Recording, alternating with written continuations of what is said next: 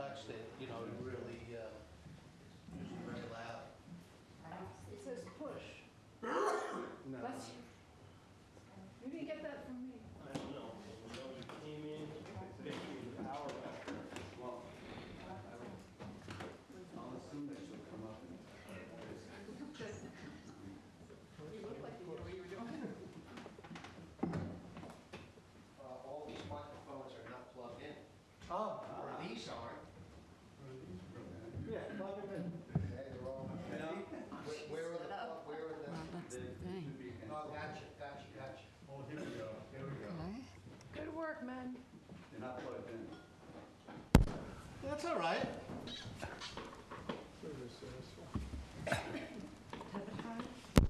Yeah. You're on. I'm Bill. on. Yeah. To Francis. Yours needs to go on. I just How are plugged it. yours? None of yours are on? Okay. It's all right. They're working their way down. I'm on. Yep. Francis is on. Okay. We have electricity. Yours is on. Good evening, East Hampton Is residents. the podium lit, Chris? Chris, is the light on that one? That's right. See, Oh, yep, Yep. great. Thank you. we now have electricity. Right. See, The All right. old-fashioned way. So we'll start with the public comment. Colleen Henn, Surfrider Foundation. the podium? Hi, everyone. Hi, Colleen. How is everyone? Hello. Very well. Glad. Good to see you. Good to see you as well. Yeah, good to see everyone I've already met, and for whoever I haven't, great to meet you. And congrats, this is my first trustee meeting since onboarding the new trustees, so congratulations. Bring your mic. Bringing in the mic. How's that? There you go. Ooh. I'm here to talk about Surfrider Foundation. I know I met a lot of you before, so just to give you guys a little bit of background.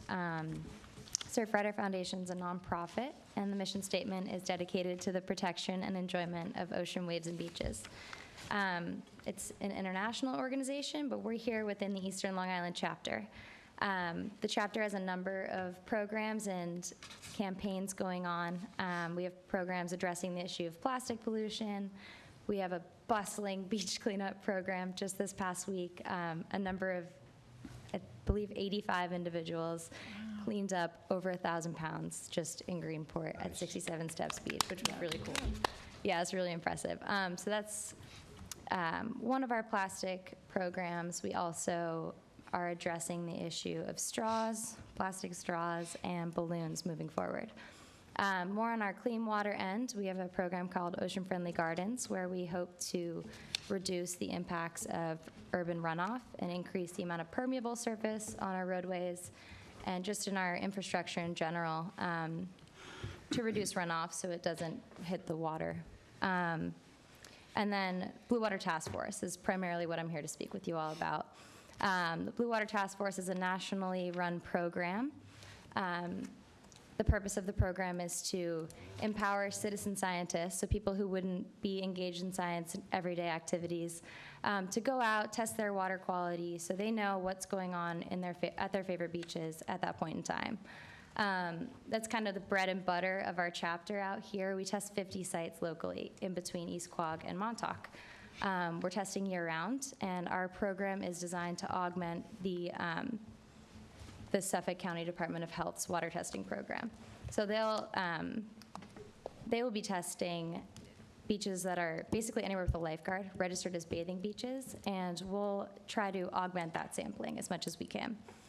So we're testing ocean beaches, of course, but also bays and ponds, estuaries, and even outfall pipes, so we can get an understanding of what's going on at, like, when you zoom out and look at the whole watershed.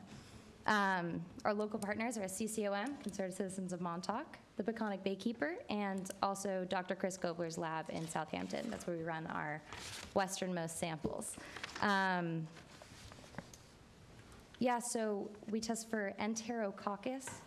It's a fecal bacteria. And although it itself can't make you sick, it indicates that there are pathogens in the water that could. We use the same methodology as the EPA. and we compare our results to the EPA standards for coastal recreational waters. So I'm basically here today to educate about our program, just let you know that we are out there sampling year-round. We're trying to really get this information out there as much as we can and engage as many people as we can.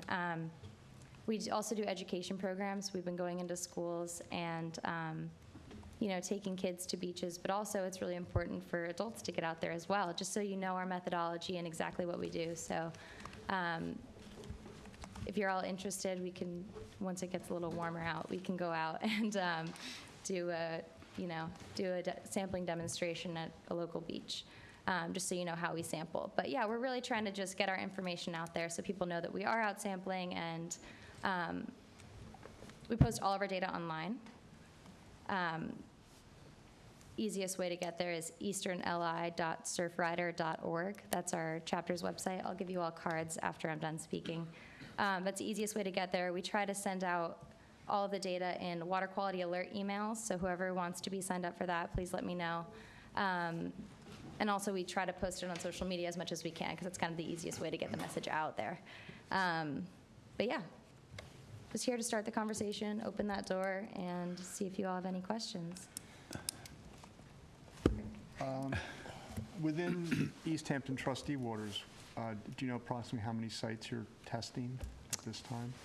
I would need to see a map of East Hampton trustee waters. Okay. We might just want to get a better understanding of where you're testing, and also how you're testing. I know they're doing Fresh Pond. You know, what water bodies are you doing in East Hampton? So we'll go from Georgica.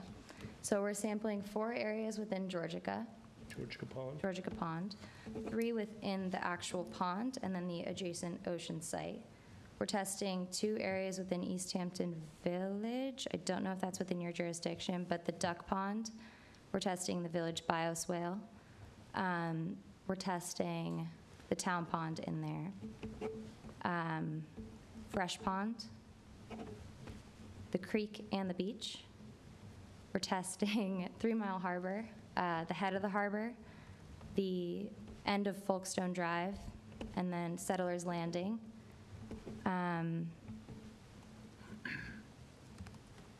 Just trying to see the map in my head right now. Montauk?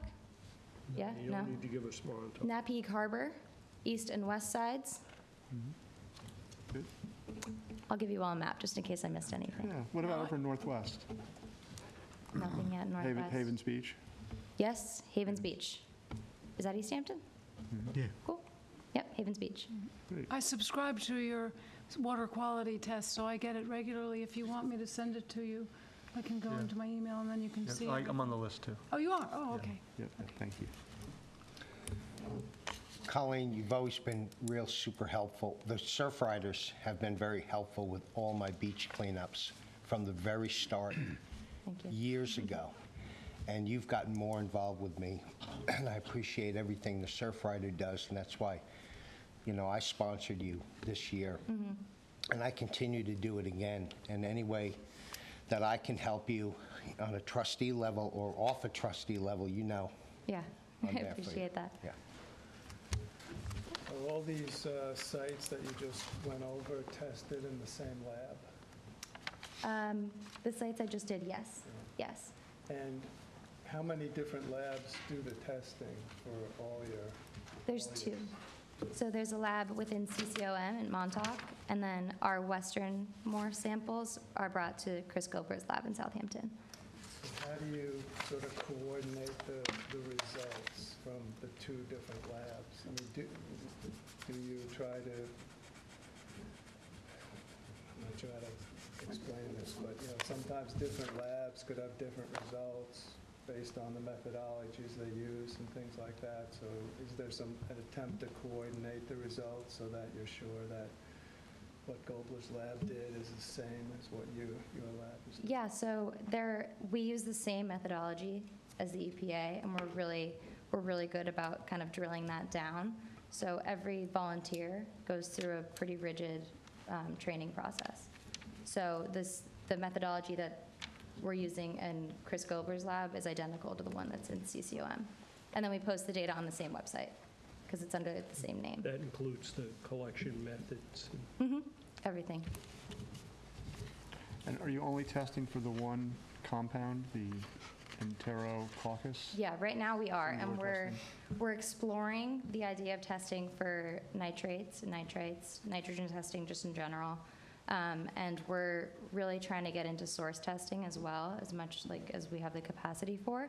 That's something that we're looking into during this year. So if you have any ideas for collaboration on that, we're happy to start that conversation as well. Well, with Dr. Gobler doing a lot of testing in trustee waters, I think there's an opportunity to maybe try and join forces, so A, you're not overlapping, and B, our community gets the best value for the testing that's going on. So I think that would be an interesting conversation to have, maybe you attending the meeting that Dr. Gobler presents at Yeah, in the coming I'd love months. to.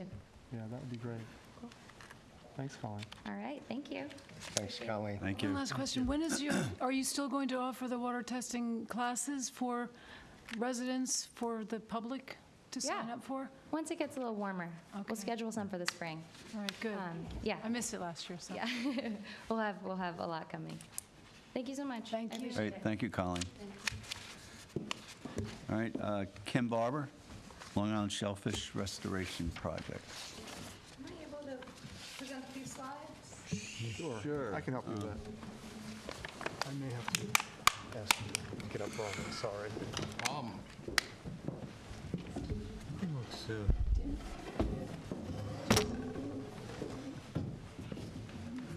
I'm good. Okay. Thank you, Tom.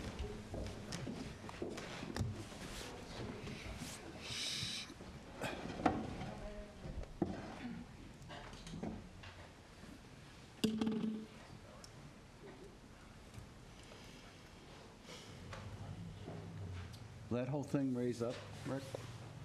Yeah, Chris, it might be a rubber line for raise on.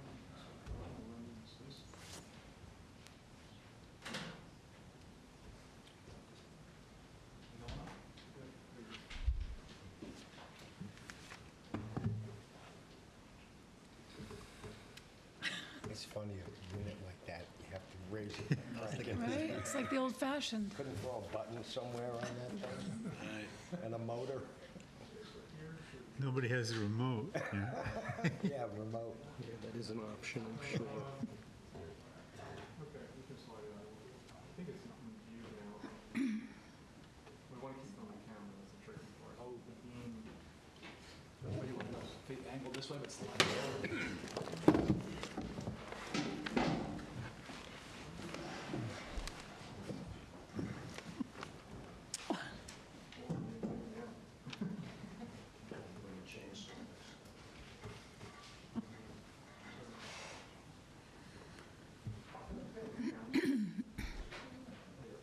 You'll be on that camera up there. It comes back to you, Chris, I believe. Stands in front of it. Yeah, you're all right, that's it. Technical difficulties tonight, I don't know.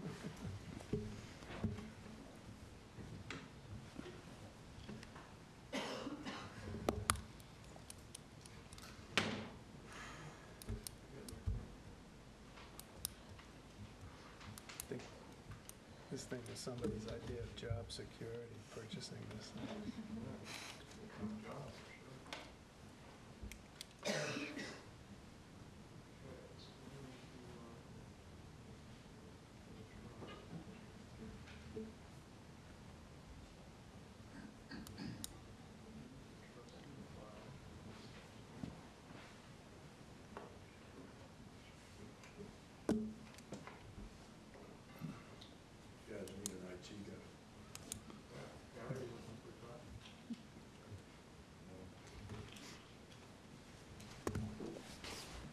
That or a Kodak projector. Oh, with the carousel? Yeah.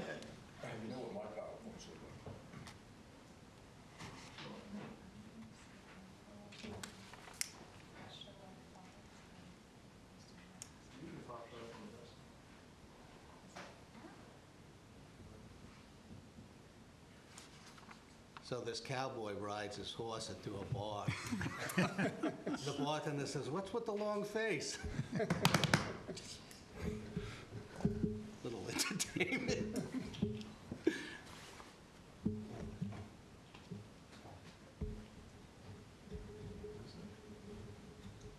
There's only one file on it, so it's really easy if we could just find where it is. I don't know what that is considered. Well, it's usually called a smart draw or Put the thing. Yeah, it'll usually come up as, usually pops up as a folder in the desktop. Sometimes they don't pop up. If you eject it and reinstall it, it should show it popping up. Tried doing that. Somewhere in the $100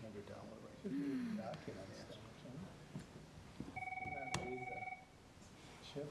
Where do you go that usually? For the USB folder. It's Laura. Maybe go back to that file thing again and see if it's set up. Okay. This? Okay. Okay. Okay. I could just do it without it. Okay, thanks. Not a problem. Because John, she can't see it. you're out of camera. Yeah, but she says it's fine, that she can see the screen, I but she think needs it's to. Long Island Shellfish Project. Yeah. John, you need to move to the right if you want to be on the camera. That was the production That's okay. crew down below. Just letting you know. Thank you. Next. Stay out of frame. When are you leaving? Where are you going? I'm going skiing for a week. Nice, very nice. That should be interesting. Haven't done that Where are in a you long time. going? Going to Camelback? Camelback. Yeah. Pennsylvania. Is that Windows? Pennsylvania, yeah. Yeah. Yes. Remember that? And she That was did it good. automatic. We're going with Probably our why. friends It's to not rented. Springton. But you've brought them they before. usually will recognize Well, they have little kids, you know, like my. Looks like How old are your children? Because you've got a brood of that. Yeah, we Saw your picture in New York over Christmas. 4? Yeah, 4 of them? 30, 26, 22. Chris, you're And really 12. working out, you know, 22 and 12. counseling.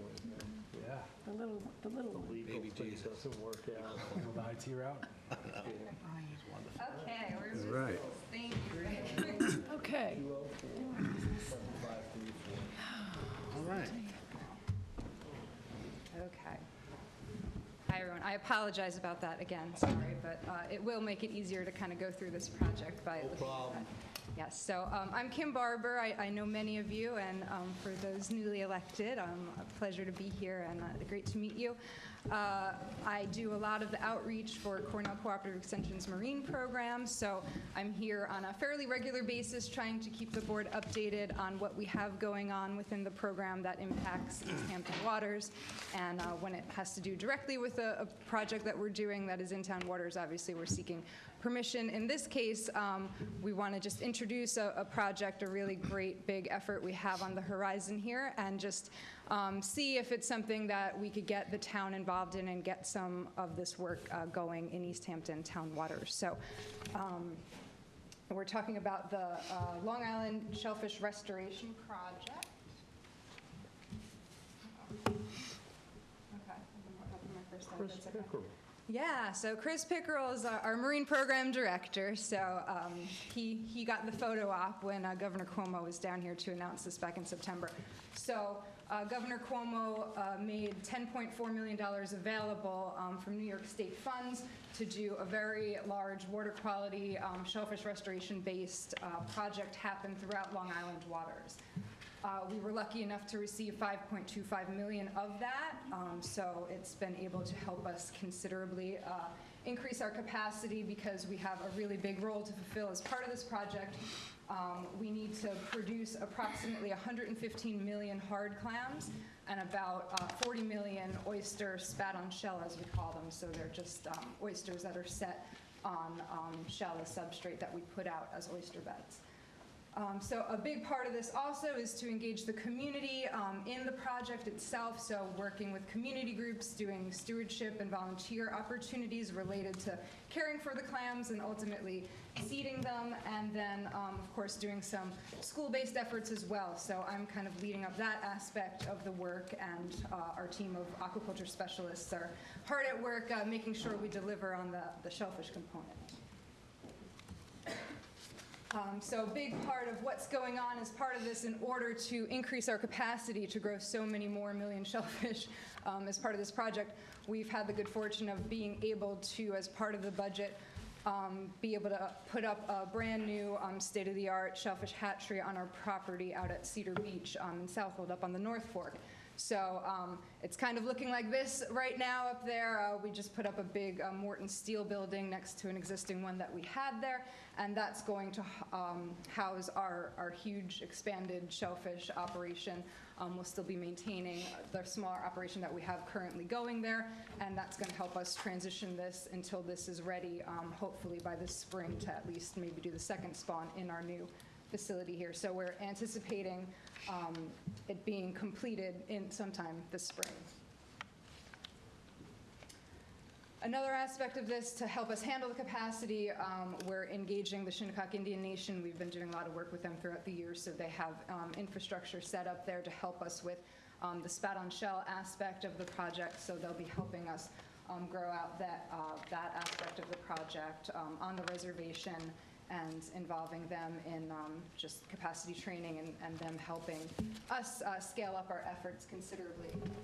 Have you ever done any work with them in the past? Oh, yes. We just wrapped up a really big multi-million-dollar project we had going on there through Sandy Coastal Resiliency Funds that were made available through Department of Interior, through NIFWIF. So we have a lot of experience, a lot of years working with them.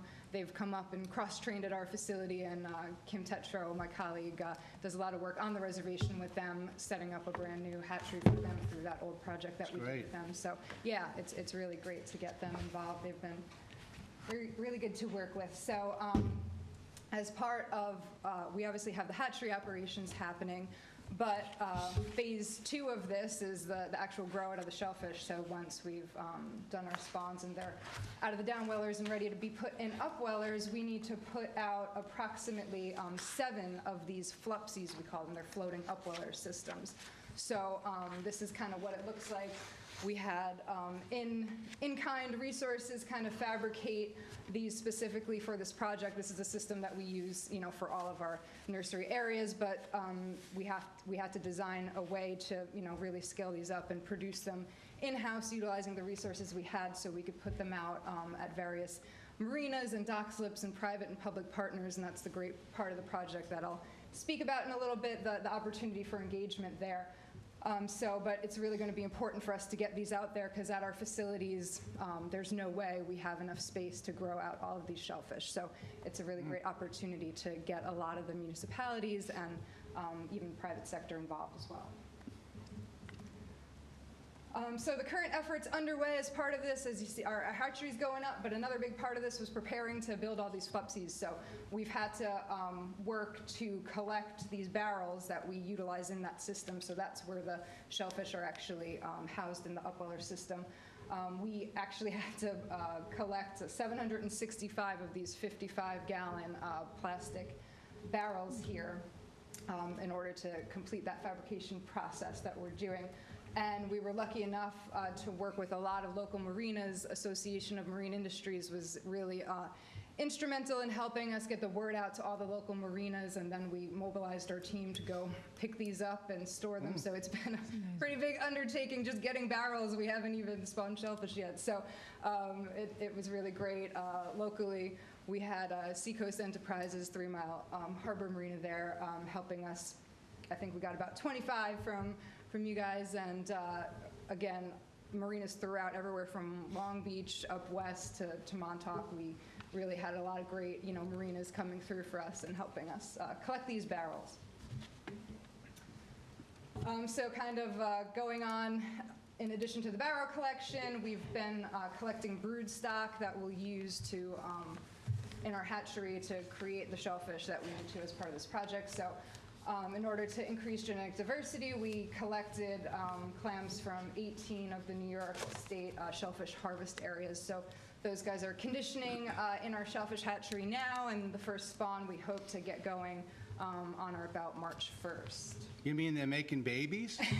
We're getting them in the mood to make babies. They'll Got be it. making babies soon, but Okay. we're getting them warmed up and thinking it's spring. Like a little Sinatra. Yes.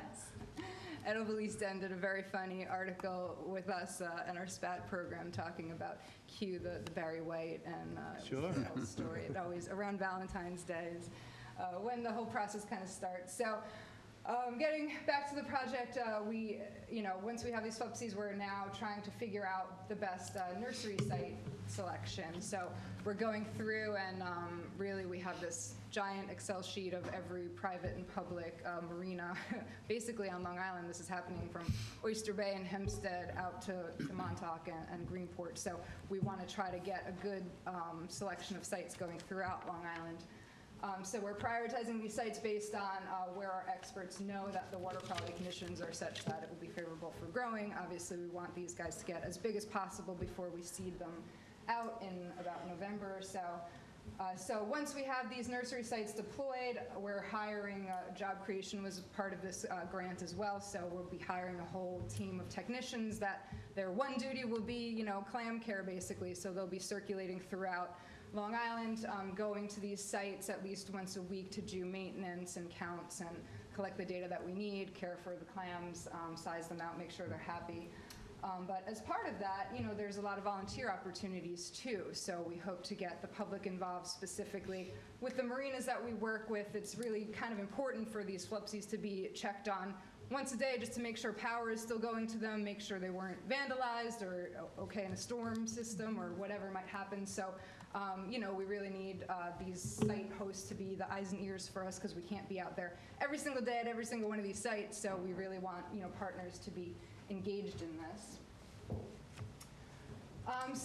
Getting to how East Hampton may come into the picture here, basically it would be really great for us to establish some of these nursery sites, within town waters. We've talked to Barley and he's supportive. The more flupsies, the better, as he had mentioned. So, I don't think it's it's just helping the efforts overall in town waters.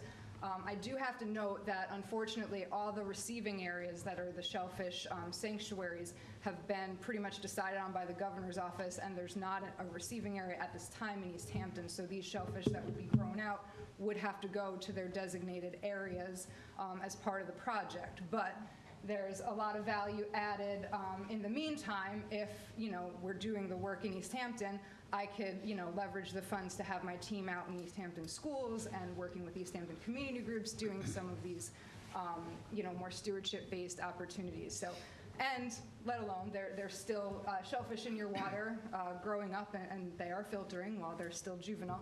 They are still, helping water quality conditions and doing their filter feeding as well. So other future considerations beyond the life of this project, pretty much these flupsies, we don't want them back. So we're hoping to work with groups and marinas that might be interested in continually hosting this. So this is where I've presented before on our Back to the Bays initiative, which is kind of the marrying of the different, public and private sectors to support and sponsor some of our shellfish and habitat restoration efforts. So this could be a great opportunity to keep these flupsies going beyond the life of the project for seeding in the areas. Could the flupsies work in the off-season as duck blinds? Would that be a good selling feature? Yeah. We usually take them out after November or so, but they could, I don't know, you could get creative, I suppose.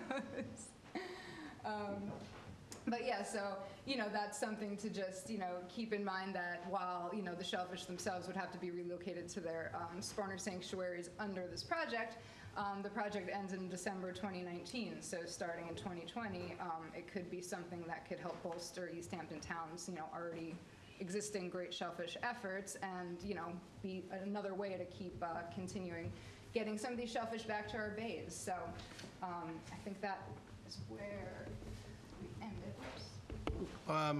I have a quick question, Kim. Can the 12th graders who need so many community hours prior to graduating, can they also contact you and volunteer? If they're in that 17-year-old age? Definitely. So Okay. kind of, we're a little bit ahead of ourselves currently. We're currently now just writing curriculum. I'm working with our aquaculture specialist to kind of develop what the, sampling procedures are going to be and what the actual activities are going to be that we could get the, community involved in.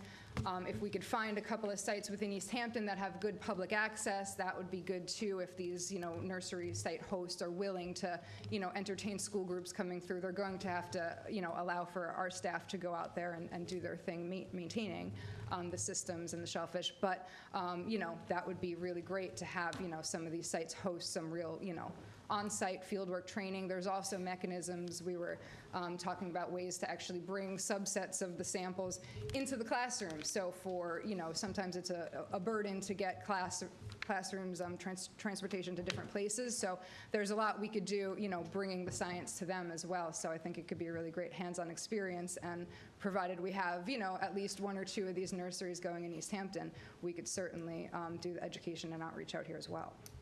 Okay, good.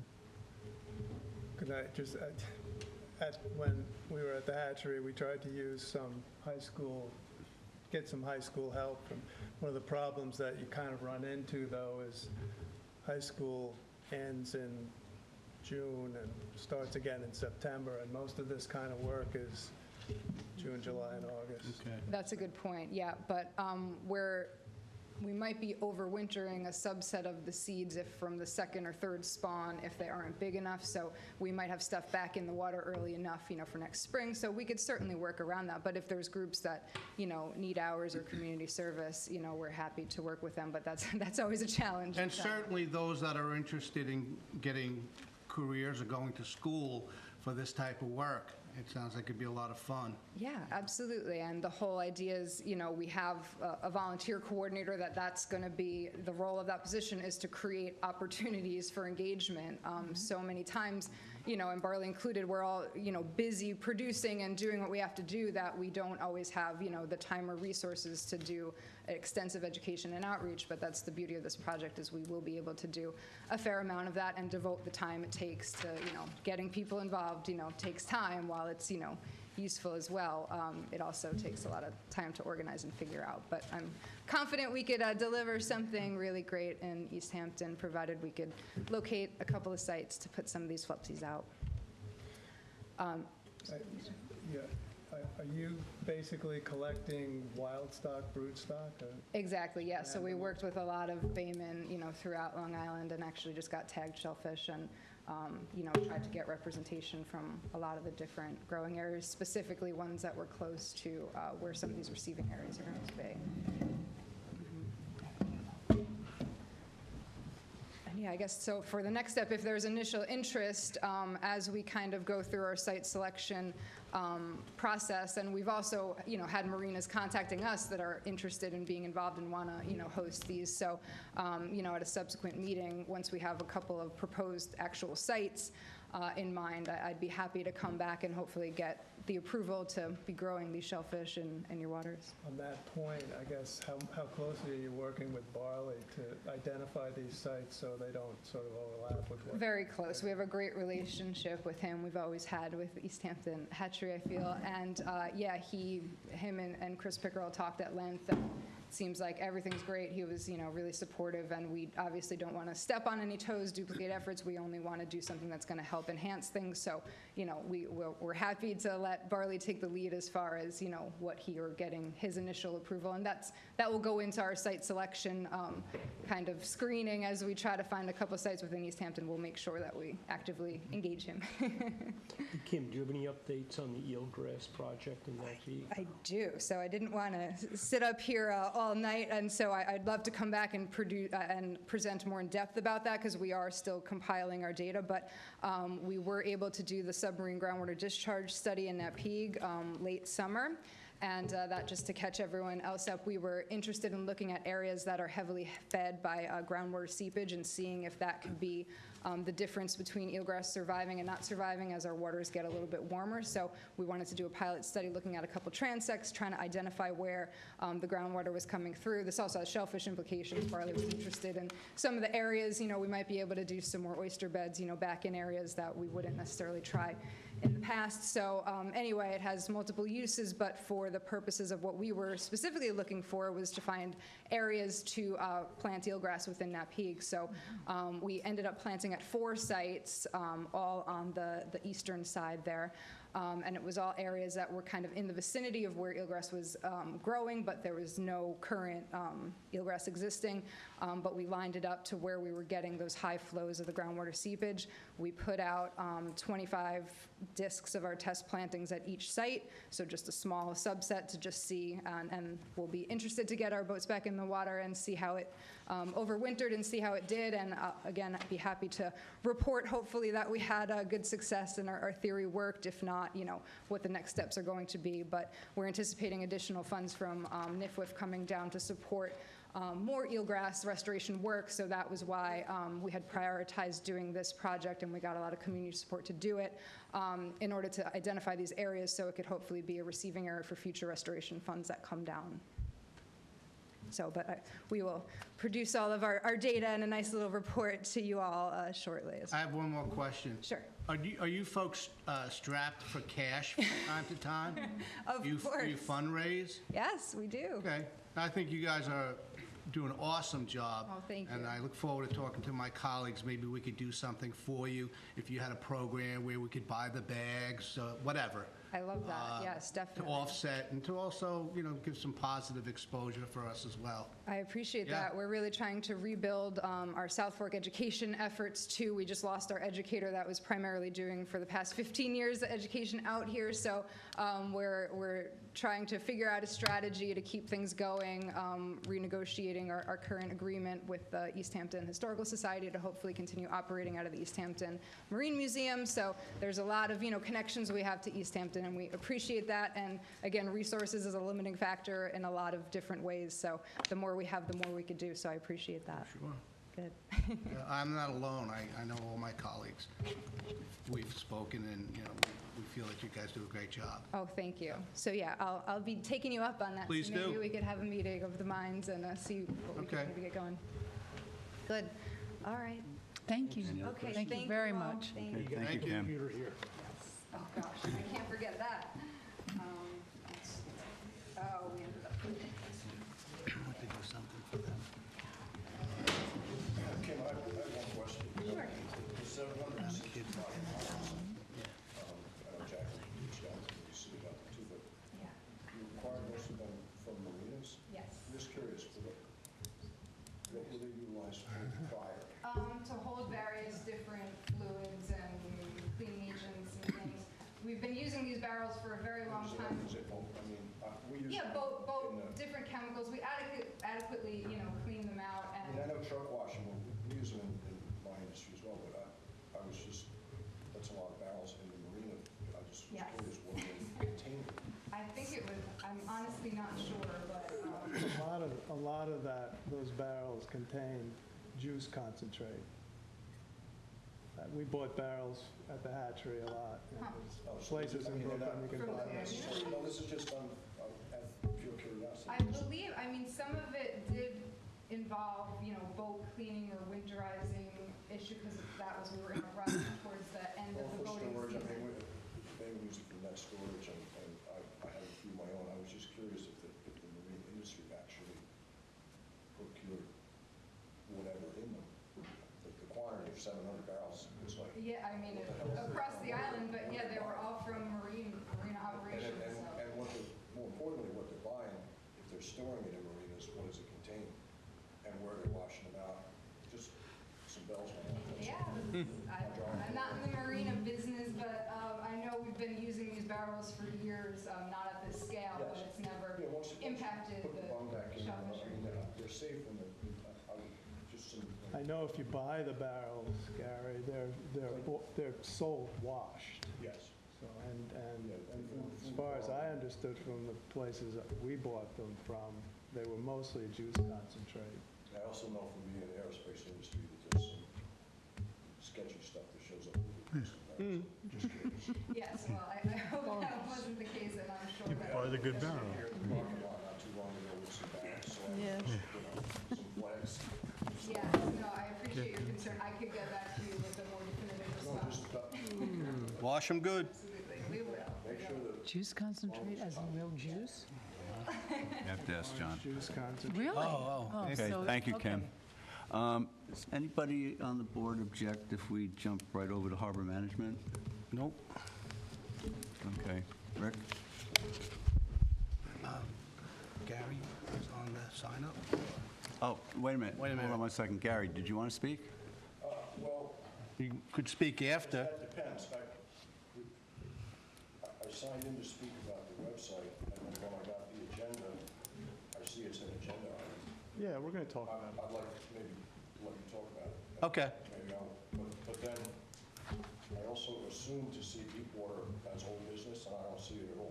It's coming right now into right harbor there. management. Oh, so it's part of harbor management? Yes. Yeah. And I would assume part of this.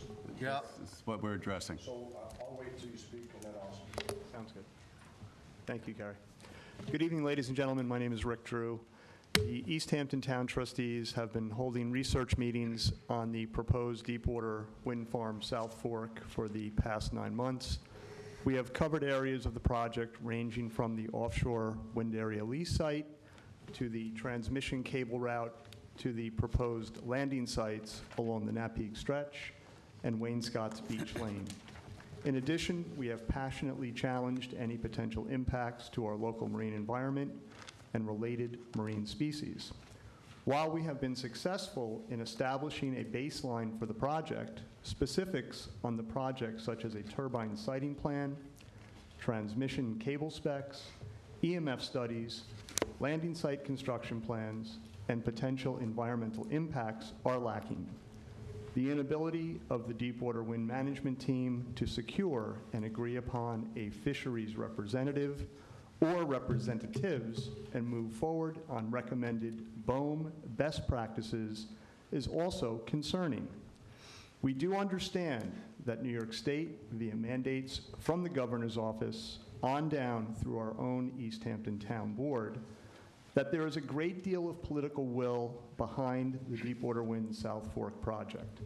Furthermore, the Oversight Agency for Electricity Generation and Transmission Projects, which is the New York State Public Service Commission, has a great deal of flexibility in overseeing and approving projects like Deepwater Wind South Fork. Lastly, well-established case law on matters like the use of state parks for energy projects also provides viable options for the project to proceed. In summary, it is reasonable to understand at this time that the proposed Deepwater Wind South Fork wind farm project has a very high probability of moving forward and having a transmission cable landed somewhere on our South Shore beaches within the general boundaries of our East Hampton Township. Due to the many unresolved concerns and missing information, we, as a board, deem it important that the trustees, on behalf of our community and local stakeholders, present a more comprehensive and meaningful community benefits package to the Deepwater Wind South Fork management team. Many of the items found within the proposed community benefits package focus on our inshore marine environment with a specific focus on remediation and enhancement. The inshore marine area has been identified as a top priority since the Deepwater Wind South Fork project could have impacts on the annual migration of several inshore bony fish species, including the invaluable striped bass. We as a board will continue to meet with Deepwater Wind in order to get as much information as possible on critical areas of concern, such as EMF emissions, cable specifications, and others. Furthermore, We as a board plan to file for Article 7 intervenor status with the New York State Public Service Commission, retain counsel to represent our community, and maintain an active role throughout the permitting phase of the project and beyond. We are hopeful that the discussions and agreement of the proposed community benefits package presented to Deepwater Wind earlier today and to be discussed shortly will lead to a healthier inshore marine environment and habitat for Trustee and town waters, as well as serve as a stepping stone for more meaningful and productive discussions between the town board, town trustees, and the Deepwater Wind management team in the very near future. We look forward to meeting with the Deepwater Wind management team to discuss the community benefits package further. And I would now ask that my colleague, Mr. John Aldred, come up to give us an overview of the community benefits package.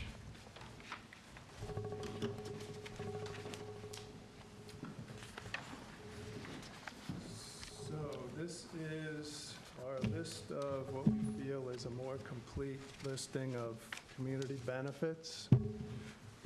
This list will be posted on the trustee website. Yes. And it's been made available to the press as well as Deepwater.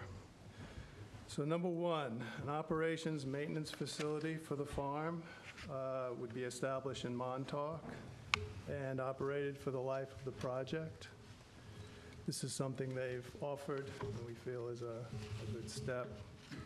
I'm going to paraphrase some of these instead of read them verbatim, but number two would be the establishment of a fisheries conflict resolution fund for East Hampton fishermen, which would be used for remediation, the remediation of documented financial losses due to offshore and nearshore wind farm-related construction and related ongoing wind farm operations.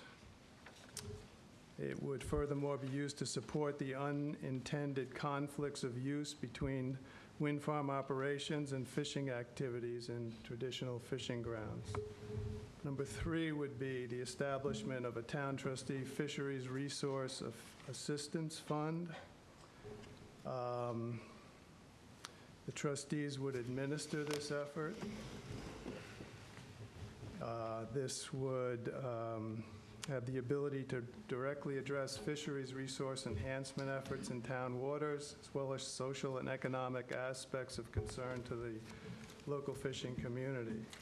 And examples of this initiative would be shellfish enhancement and restoration, as is carried on by the town shellfish hatchery and also Cornell in town waters.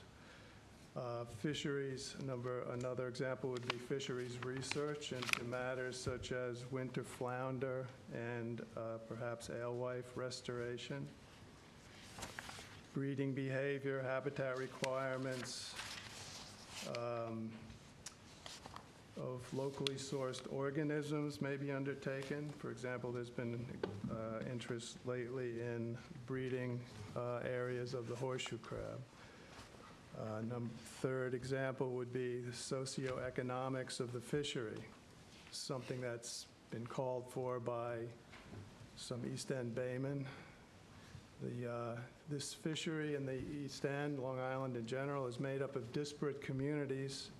Bringing these communities together could contribute to the effectiveness of stressing their collective economic and social value to the area.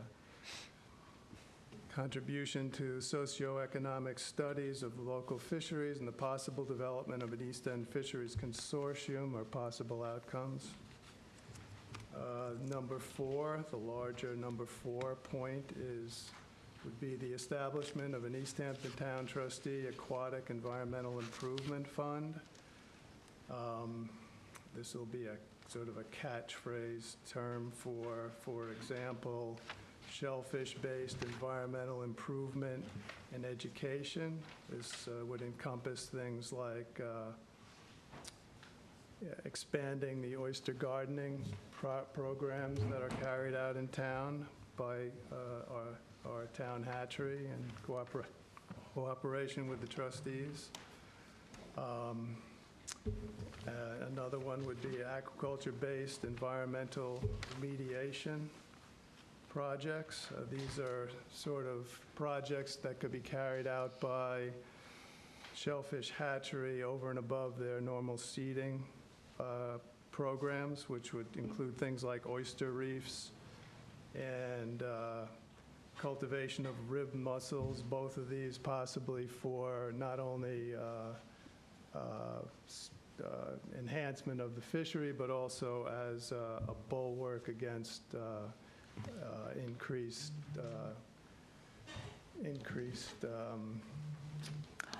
sea level rise as a result of global warming. Could be the cultivation of macroalgae or seaweeds as a tool for nitrogen extraction from stressed water bodies. The third subheading under an aquatic environmental improvement fund would be submerged aquatic vegetation restoration. That would be mostly eelgrass restoration. Could also be other species tried, such as widgeon grass. Another subcategory would be water quality testing, some of which we just heard presented to us. And subheading 5 would be environmental management plan development and implementation. These management plans would use baseline data, such as water quality testing, and could be a useful tool in the long-term management of town water bodies and surrounding watersheds. Some harbors have management plans, some are undergoing management plans, many harbors don't have management plans yet. Another example of this initiative could be marsh replanting, which would be basically to restore marshes along the edge of harbors. And the final subheading could be Phragmites control. Larger point number 5, I'll read this one because it's an important one. This could be the establishment of a regional town trustee historical research project. The project could document and memorialize trustee history, trustee holdings, and prior legal proceedings. Would encompass the East Hampton Town Trustees, could include Southampton and Southold Town Trustees as well, and where applicable. This would provide both community benefit via documenting our rich local heritage and provide protection of trustee holdings on behalf of the commonalty regarding future legal proceedings. And the next major point would be the establishment of an infrastructure needs assessment, implementation, and improvement fund. Possible projects could include launching ramps, perhaps in Napeague, perhaps in Hog Creek, perhaps in Aquatic, kayak racks, access, perhaps improved access into Georgia Pond, beach access assessment and improvements. There are a lot of beach accesses that exist but really aren't documented and improved in any way. Could be pump-out boats, and it could be dealing with inlets. And number 7 would be Deepwater Wind will contribute money every year for the life of the lease of the Town Trustee Community Benefits Fund. So basically, this money, we would see it as being provided on an annual basis. And finally, the fund will be administered by the Town Trustees in consultation with the appropriate local stakeholders. Funds administration and oversight will be incorporated into the Town Trustee final audit, financial audit, and public report. That's it.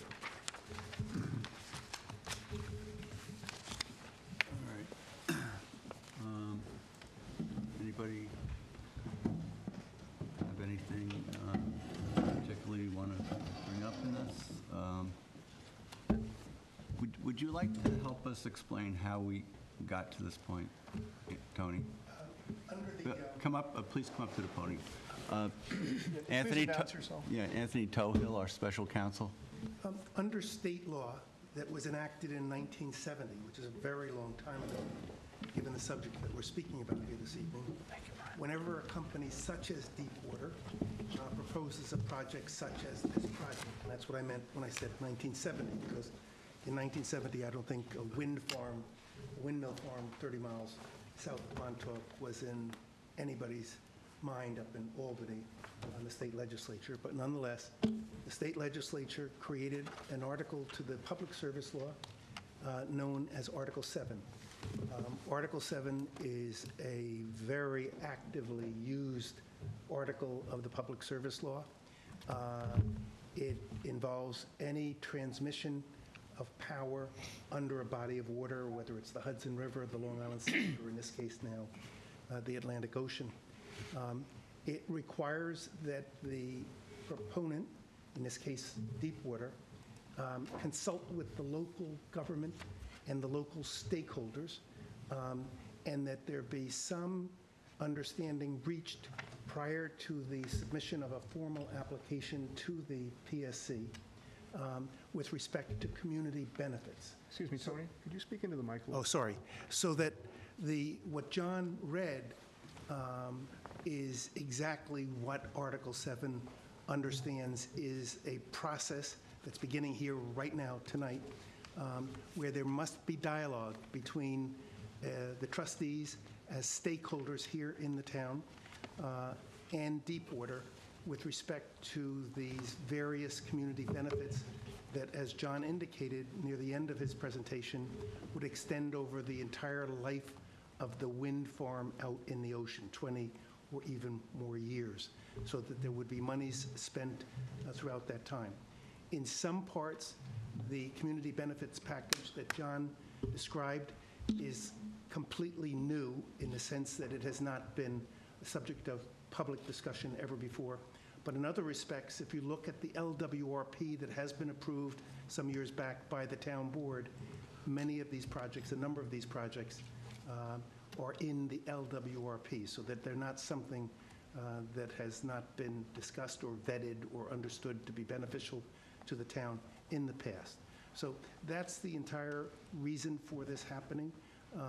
And the intention here is to cause a dialogue to start immediately with Deepwater and with the town board, so that these items of concern and interest expressed by the trustees will get a public airing and hopefully the support, financial support of Deepwater Wind in the months and years ahead. Okay? Thank you, Tony. Thank you, Tony. Thank you. Anybody have any questions? Gary? Jim?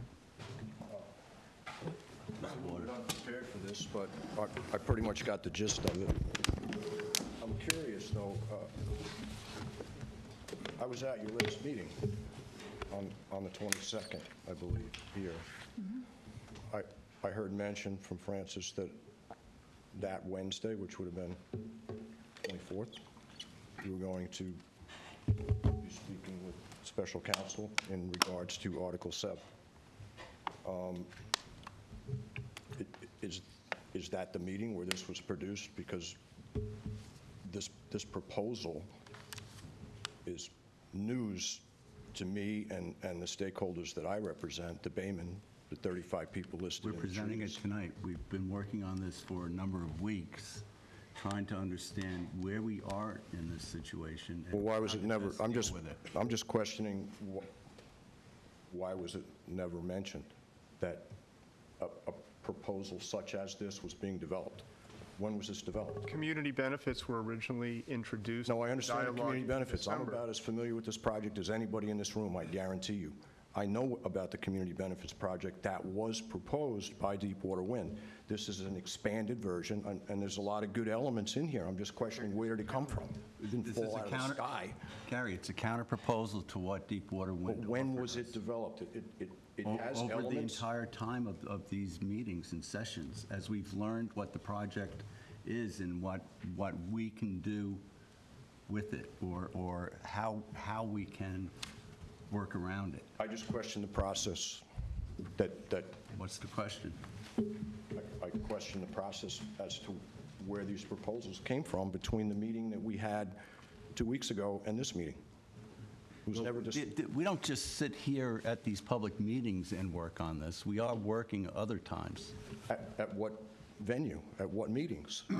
We have the Harbor Management Committee. meeting. And, oh, so this was developed there? This was developed through the That's Harbor where this Management. entire deep water matter has been handled. No, I understand to that. this point. I've been there. So this came out of your last deep water, your last Harbor Management Committee meeting? Well, several special harbor management meetings that we've been holding to try and come up with a program, something to counter what we thought was sort of a paltry offer by It was. by Deepwater. I agree with that. I just question the harbor management meeting that was held between the 22nd and today. Which meeting was that? Are there minutes available from that I meeting? think, Gary, the point is, this wasn't developed just in a harbor management meeting. This was developed by the Harbor Management Committee over time, in individual discussions back and So the forth, minutes from the last et cetera, et meeting cetera. should reflect the creation of this letter? No, Why? Why no, not? it does Why? not. The committee, there's a committee made up of board members and some people in the public, but this particular issue has been developed through the committee members of the board. This was mailed today, This was handed, Mr. Plummer? this was handed to Deepwater. and this proposal, or this is a draft, the benefits package? There's no draft. This is So what we... this package was delivered to Yes, Deepwater yes. without an opportunity for public review? Well, We there's have- going to be plenty of time for Yeah. public review. We're bringing it to the public tonight, Gary. And I think the You are the point, public, okay? Deepwater is going to respond to this. This isn't the beginning or the end on this. I think the point but- too. It I'm just certainly is a I'm questioning the starting point. process, I'm sorry. I know what, I think there's when I go back, time. when I go back to my guys, or they're at home, Gary, This- Gary, they're gonna we're willing to meet with you and one or two members of your group at the trustee office to go through this well, and that's great. discuss it. It would have been nice to have been involved with creating it, that's all I'm saying. Some of these proposals did come from, I realize that, I can see, We've tried to consider the entire community, Gary. You know, there are I'm many sure you many did. voices to this. I'm and- sure you did. And the fishing community has been the top priority of all of our meetings, as I think you know as well as anyone. So we've really tried to represent, and, you know, you're the only person here out of the whole fishing community. You know, we've had a ton of meetings on this, and it hasn't been well... which brings up another point, which I'm up here now, I might as well cover it. We went out of sequence anyway, I might as well go out of sequence as well. The website, is it possible that the agenda for these meetings be published prior to the meetings on the website We're working towards that goal. so that we would know that something Yeah, like that? absolutely. You'd have a room full of people if they knew what was being presented. They're Certainly home, can have a they're meeting. home so right now, everyone- Gary, everyone can weigh in on this document. we expect. We're happy to have a meeting when everyone can come. There's no problem with that. I don't think we've been chintzy on meetings. I think the point of this proposal is to get the ball rolling so that then you come in, and it's still open for negotiation and to add things, which is the very first thing I was going to say when John finished reading the proposal, that there are other things that the fishing industry should bring forward and say, listen, we'd like to add this, we want to add that, and have a meeting and come in, because there's nothing that's signed and sealed. Very far away from Again, it. But not in the email that Francis sent Be- the other day. be I mean, prepared you said that this for document others was to well-written and didn't need any question the changes. transparency. Now, you're saying, Susan, that changes are Phase one document. welcomed. You know, I As a beginning. formed some opinions and gave my comments, and I was told that comments weren't, Well, for a Via phase email. one. For a phase Wasn't- one. Via Wasn't, email, because we went through this I would already. say this is a preliminary proposal. Susan, was in this at the general- Harbor Management Committee meeting? She wasn't at the Harbor She's not on that committee. but she was present for the, Gary, we've been working on this since, on one level or another, since Deepwater presented their first sort of community benefits outline. I think it was December 4th, okay? This has been discussed, it's been discussed in public at those Deepwater meetings, okay, that we have to come up with something better in terms of a community benefits package here. This is our attempt, okay, I don't recall Gary? those discussions. What's that? I was at all those meetings, I don't recall You're those right, discussions. yeah, but I mean, it was mentioned that we were going to have to, and Deepwater brought it up, that we were going to have to come back to them with a counter proposal. This is the first swipe at that counter proposal. We don't know what their response is going to be. We were hoping the public's response would be favorable, okay, but what's happening right now is you're making the comments just as a knee-jerk reaction to this thing, okay? And it's somewhat unfair. Wouldn't it be knee-jerk if, I don't think anybody's been more involved with this process from this side of the podium than me. It wouldn't be knee-jerk if I knew about it. That's all I'm saying. So do you have so you don't have an objection really had a chance to- necessarily with the content? You're just objecting to the fact that we didn't call you specifically and bring you in on the discussions?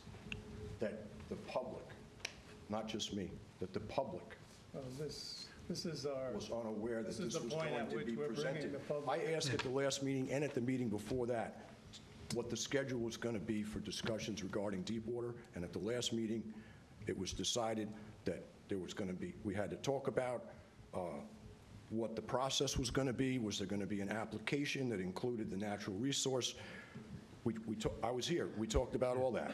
This just fell out of the sky, and I've been here.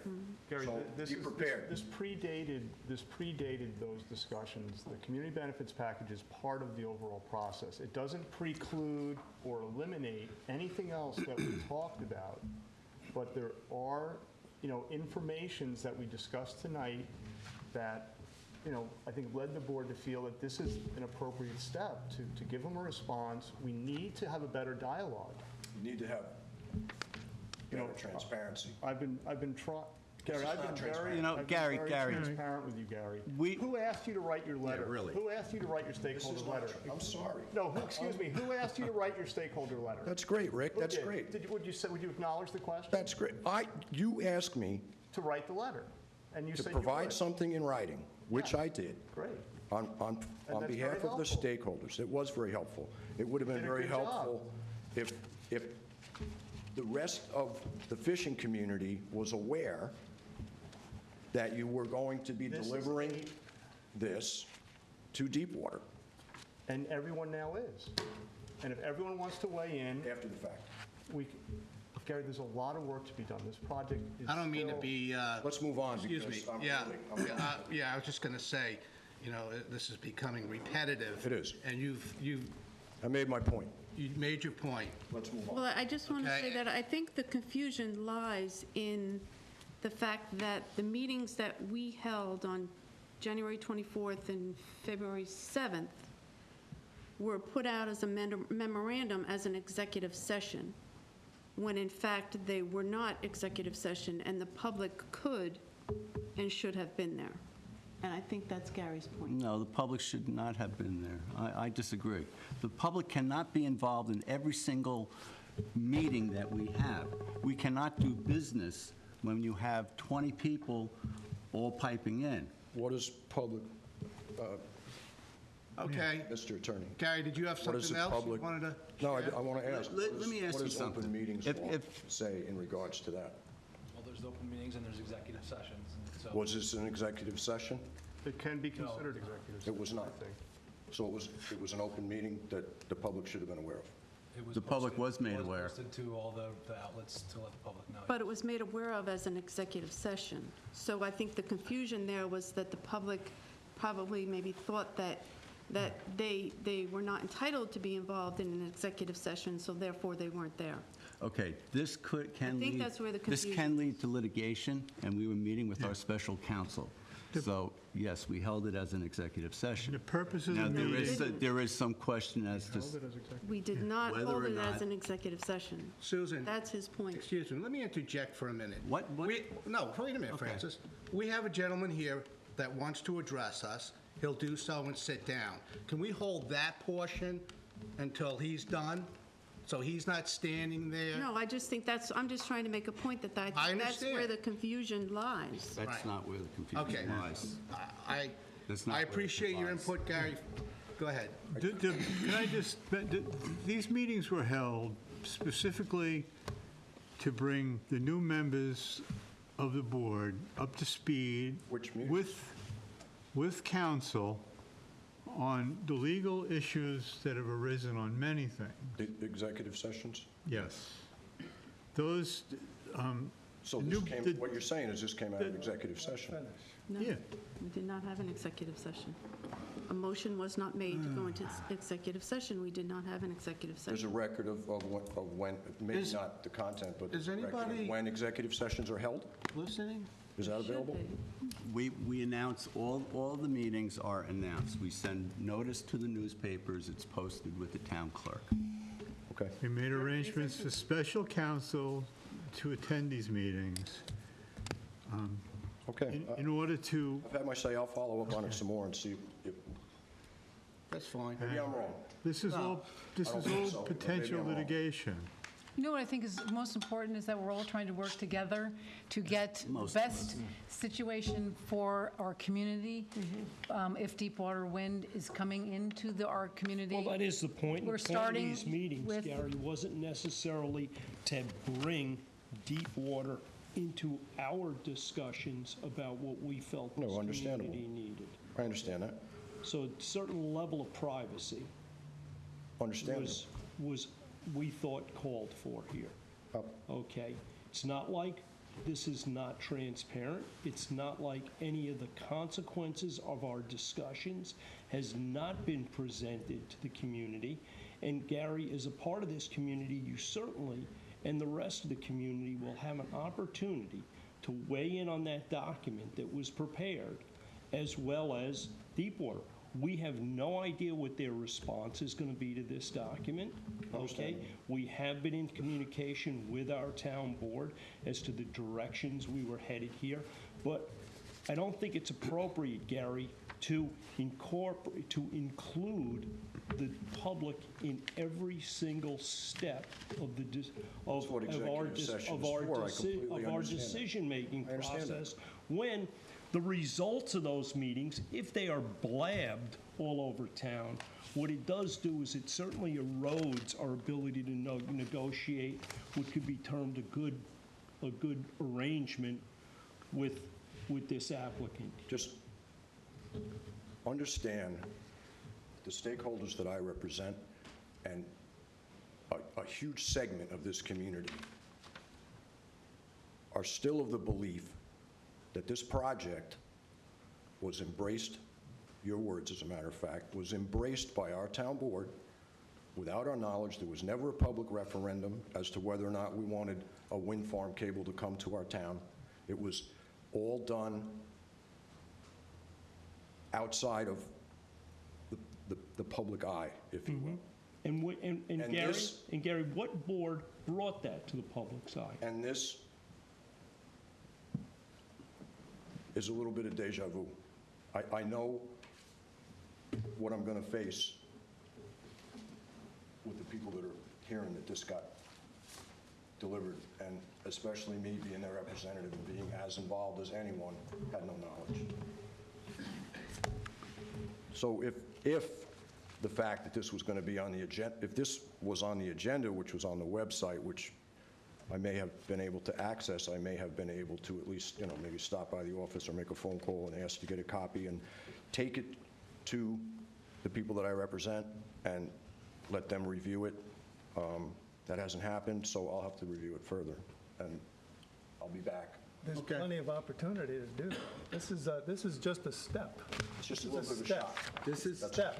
a little bit of a shock from when I left here 2 weeks ago to now. This is a shock, so I'm a little bit unprepared. I want to see what else I wanted to speak about. The website. Can I do that now? And then I'll be done. Sure. No, I'm kidding. Go right ahead. The fact that the website, at least the last time I checked, unless it's been changed, only included content from the developer and the sustainability committee has got a lot of people a little bit annoyed. They think that there's other material that should be up there. So some emails were exchanged, some phone calls were made that moving forward, there's two options. Either you take down the one-sided representation or you add the other sides. I was told that moving forward, because of open meetings law, we couldn't just pull down the content that was already up. Two pages, two presentations by Deepwater, one by the Sustainability Committee. Could not be taken down without public being presented publicly. That's inaccurate, Gary. What was it exactly you said? I'm sorry. Like I said, I'm a Sure. little... A member of the board wanted to review the website, and I wanted to give that member of the board the opportunity to do so before making any further changes. I thought that was the appropriate protocol. The information that is on the website are public documents that were presented at a public meeting. There are also notes from those meetings because there was absolutely no information about the project, as we all well know, prior to 2017, although it was initiated in 2014. So the information from the meetings that was available was put up. We did not receive one piece of public comment on this project until December, when we received one letter. I vigorously campaigned with yourself and other members of the fishing community and the sustainability community. From that effort, your letter was produced that I still am waiting for in a PDF format, which I've asked you for 3 times. And I received... I sent it, and you did not tell me you did not get it. So Well, I didn't get it, so I'm still waiting for it. I sent it. Okay, well, I'm happy, if you please send it again, I'm happy to, we can talk about it tonight and get some more information up. And there's one pending PowerPoint presentation. So in 9 months of this whole process and all the meetings and talk about this, and my asking people repeatedly for information, we've received 3 pieces of information. So, and I think only one of them right now is in a web-usable format. I'm very happy, and it was always the intent of the website to present the entire picture. Then But since there was never anything ever before, I thought it was helpful to at least get what was available Well, the up on the header, website. the header for that page, the button for it, I believe, is Deepwater Wind. The header for the page is a discussion, is its word. No, research project. Research project. Right. Most research projects would show both sides, and there have Right, been well, again, numerous public meetings where the opposition has spoken, me being one of them. right. There's been numerous newspaper articles written, Chris Walsh in particular, Mark Harrington, others, Michael Wright, Happy to sit down which with you could be and linked to the website to Gary, show I'm happy to. both sides of the story. That's all we're asking for. I think it's a great idea. Nobody's contributing to I'm the other happy side of the to- story, I'm happy except to sit you, down. one piece. I'm happy to sit down with you and do that. Susan, we've had 2 scheduled meetings for website training. One was the first week we were in office so that new members would be aware of how to use the website. Susan McGraw-Keeber could attend. Susan Vorpal had a previous commitment. We're scheduled to meet on Wednesday. So making every effort to get as much horsepower behind the website and get more timely updates, more information as possible. There's some information you may want to refer to on the Open Public Meetings Law website that refers to best practices for government agency websites and the challenges that agencies face with personnel, resources, finance, et cetera, for websites. But it's a good read. It's under the documents section. You may want to check it out. And I think, this is something we're going to try and steer from in the future and, try to be a little more effective with the website and represent all points of view. So I really appreciate your input, the multiple emails you sent through the trustee website, all of which were received and all of them were responded to. And I'd like to move forward to see a better presentation. It does take some time to get this up there and make it look right. You know, it's a very professional-looking site. We've built it on WordPress. It's very versatile. It can do a great job to deliver community information, but it requires a little teamwork. And that's all I'm asking for to help us get there. Yeah, let's work on that. I'd love to work with you on it, Gary. Not having had an opportunity to discuss this with any of the people I represent, from a purely detached point of view, if I could make a couple, whether or not they agree with this, I don't know, but as long as I'm here, find where I wrote it down. I made some notes.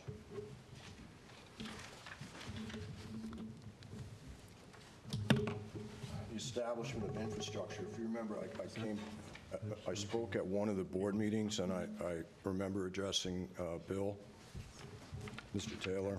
I know, but it's more. I remember speaking, we had a I'm brief just discussion inquiring here. if you wanted to get a few more copies for yourself. Yeah, that's fine.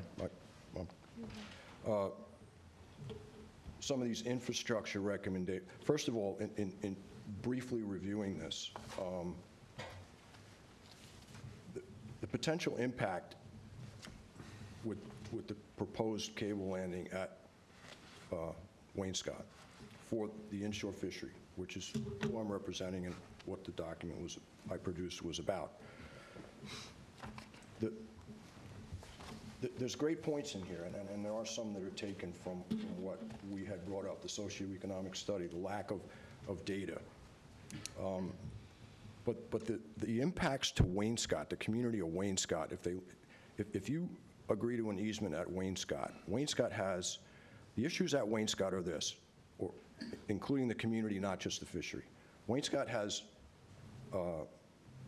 groundwater contamination, big time. I think that's a way bigger issue for the community of Wainscott, personally, than burying the lines.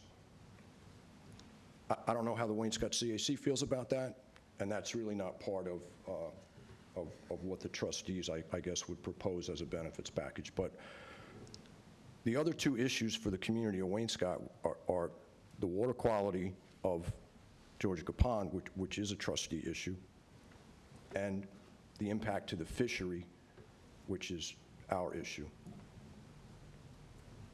As far as Georgia Pond, I can't help but think that a system similar to the one that was installed in Hook Pond decades ago to control the elevation of the pond, an overflow pipe type system. It would not Gary? It would not solve the dredge problem, it would not solve the letting problem, but it would solve the water elevation problem. in people's Hey, Gary, basements. But can you just back up on that? Because as soon as you bring that leveling pipe that you're discussing into the picture, guess what starts to get attacked by the DEC and the agencies? The seasonal letting, the dredging, and the additional sand, okay? Hook Pond is a different body. Why would it of get water. attacked? Because you know what?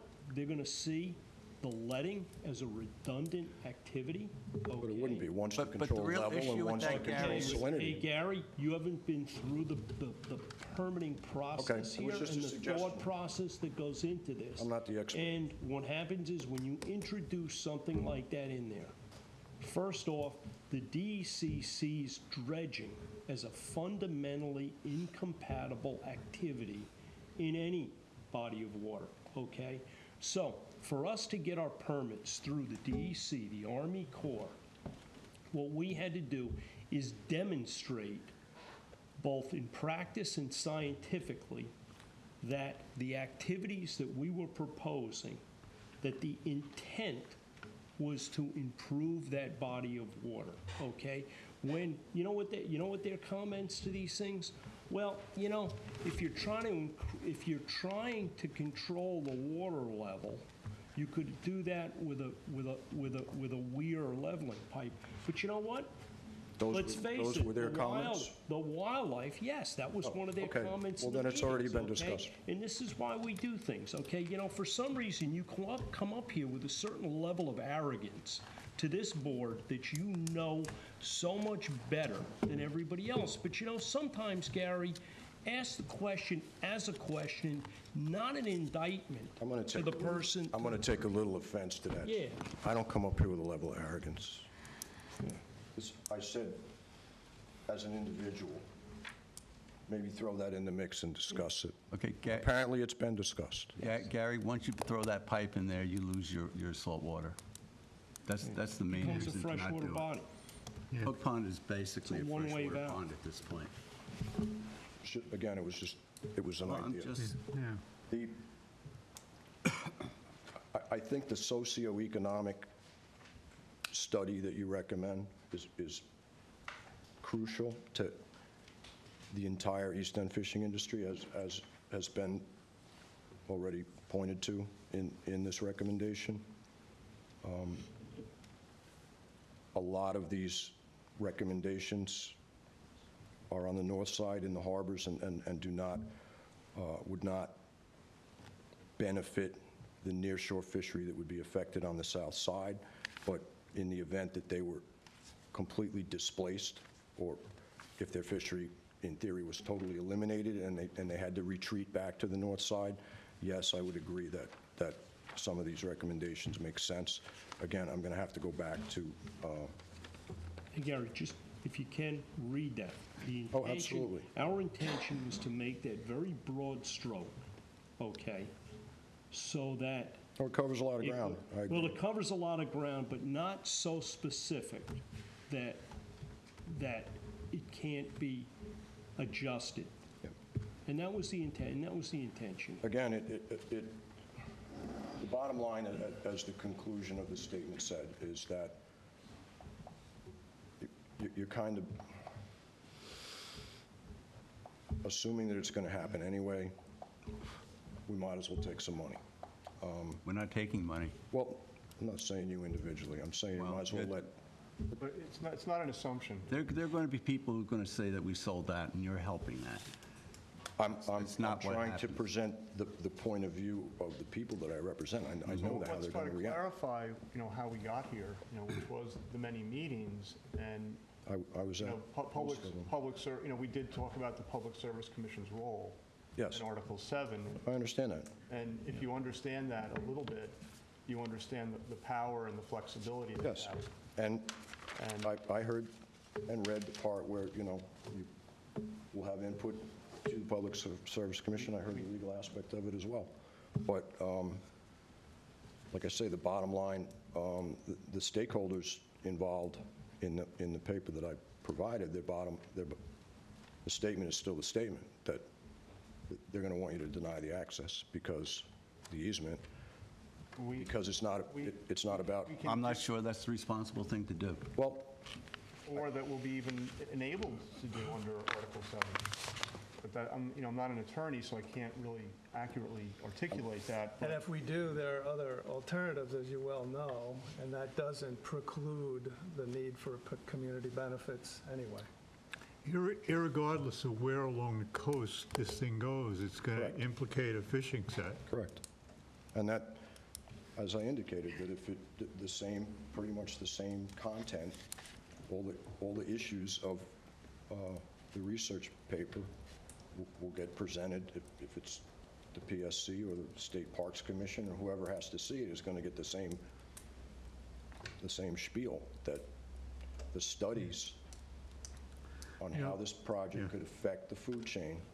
This board has done an incredible amount of work on this. I understand that. This thing was dropped into our lap very suddenly. Mr. Grimes and Mr. Drew have worked completely I commend them for that. extensively. John I has do. been on board. A lot of hours have been put in. Meetings were held because this thing went across the terms of two different boards. We had meetings with council because it's a very complicated area of municipal law. And it doesn't come down to a simple thing that we can just say no. This is a project where we do not have Well, veto this is, power. hey, Gary, this is the ramification. Let's say, in this process, we as a board say no. Our authority in this is rather limited, to say the least, okay? But this is where the Article 7 process and that judge's position as the sole arbitrator in this dialogue comes into play. And where it comes into play is, that's where an organization like Deepwater comes back and says, listen, you know what, we made every effort. We made every effort to try and negotiate what we felt was a reasonable solution here.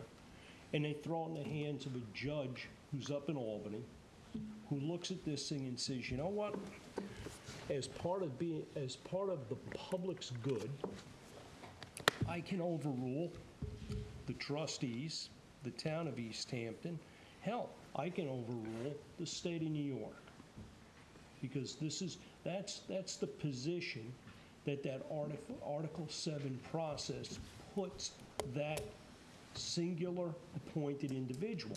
Now, there is a process by which we could be named as intervener status. It does not mean that we can unilaterally stop something. What it does mean, all that does mean, is that we would have and should have a seat at the table throughout the negotiating process. As counsel. Okay. That's the way this, you know, please read up I have on read it. some of these Article 7 decisions. I read it. And how they were worked. And I'm sorry, to me, it was a real rude awakening. And it wasn't something that made me feel good and say, hey, we're in a great position here. It does not.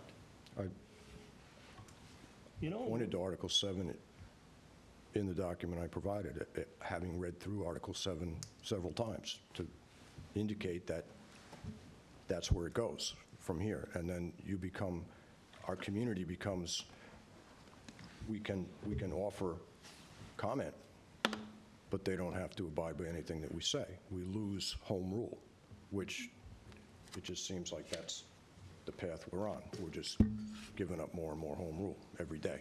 And I'll get back to you. This is a little bit of a shock, just saying. Okay, thank you. Thank you, Gary. For the record, really good work. Very good work. Appreciate everybody's effort. It's not perfect, and we'll certainly be able to build on it. Thank you. I agree with you, absolutely. Yep. You've worked very, very hard, and I think that harbor management has reached out to the public repeatedly. Rick and everyone here has been very, very hardworking and directed to make sure that the public is aware of what's going on. And anybody who wanted to come to any one of these meetings was openly invited, and you did a great job. And we continue. Yeah, a copy of this will be available at the trustee's office, on the trustee website, and there are, In the newspaper too, right? Chris, Chris? give they've a been copy. provided to everybody. I need to get back into the class with you so I can help. We're going to meet Wednesday evening on a train. Wednesday evening Tony, on a thank you. train? Training. Thank you, Oh, Tony. okay. This Wednesday, We can do another one. I have a dinner. Okay, let's move on to new business. Georgica, application of Floken Inc. for bulkhead repair, backfill, and dock reconstruction. Brian and I met with the applicant's agent a week or so ago. This is a property, I don't know whether you recall that a year or so ago, there was an application before the ZBA or planning board to do a minor subdivision here, in which they were looking at basically demolishing, I think the proposal was 3 houses on one of these properties and trying to get three houses on 3 lots. What presently exists now is you have one large house that was singular and separate.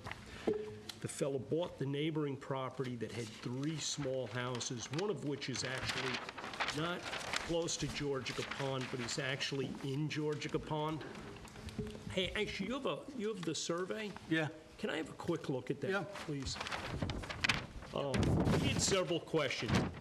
It's a pre-existing bulkhead. This is one, okay. It shows on this survey as being one singular property. I was under the impression that this was literally 2 separate properties, unless apparently they maybe have combined those properties. Question I had is, it seemed that the bulkhead was going to be traveling from one property to the other. We only had one application, only one tax map number listed on the application, and that we may need basically another application here. Either case, our recommendations on this so far is, we were given some fairly rudimentary drawings and sections on the proposed bulkhead. We were asking for something that was prepared by a licensed engineer. Many of the considerations that we would typically ask for, like a sediment boom, and that were incorporated into this application and the accompanying drawings. But it would be nice if perhaps some of this bulkhead wasn't replaced and was actually natural shoreline was established here, because there's only a small portion of this bulkhead, or about half of it, that really is necessary. And keep in mind, there was a point in time where the applicant here, or the owner here, was proposing to voluntarily remove a section of this bulkhead when they were trying to get this minor subdivision sorted. So we are working with the applicant on some questions. I have had one meeting with the town planning department about their feelings on this. So what was the purpose, Jim, you and I going there then? I mean, are they prepared to have this work done, but there's other? Well, they need permits. They need a Permits. permit from us. They'll need a natural resources special permit. They will need a DEC permit for this work. I don't believe they have the DEC permit. To date, they have not made an application to the town for a natural resources special permit. Question, Jim. From the survey that I'm seeing, you believe that this was once 2 single and separate I thought, lots? my understanding was. Because there's a one-story building here, and then it looks as though... Yeah, no. My understanding was that Joseph, the owner on this property, on the larger 2-story single-family dwelling, okay, that this was a purchase of the neighboring property, okay? Whether they ultimately decided to combine this into one lot, which may be the case here, I don't know. Which would sort of be a silly thing to do. I would have thought that. They would have kept them single and separate. I would have thought that, but I do know that there was at one point, they were working on trying to make the smaller property more compliant with the codes by eliminating basically the 3 houses, building 1 house on that property, and I think there was a plan, but I'm not sure, and don't quote me on this, that there was a plan where they were going to try and build another house in between, or have a lot for another house. And actually, this was a project that the town planning department supported, because it was removing a building that presently is literally sitting in Georgica Pond. It was replacing all the septic systems with a more compliant thing. There was an enormous amount of revegetation work proposed on this property. And I think as a consequence to litigation by the neighboring property owners, that this thing was either pulled or denied or died. Look, I have a question. I have a couple of questions. On this bulkheading that you said is deteriorating, is there bulkheading on either side of the property?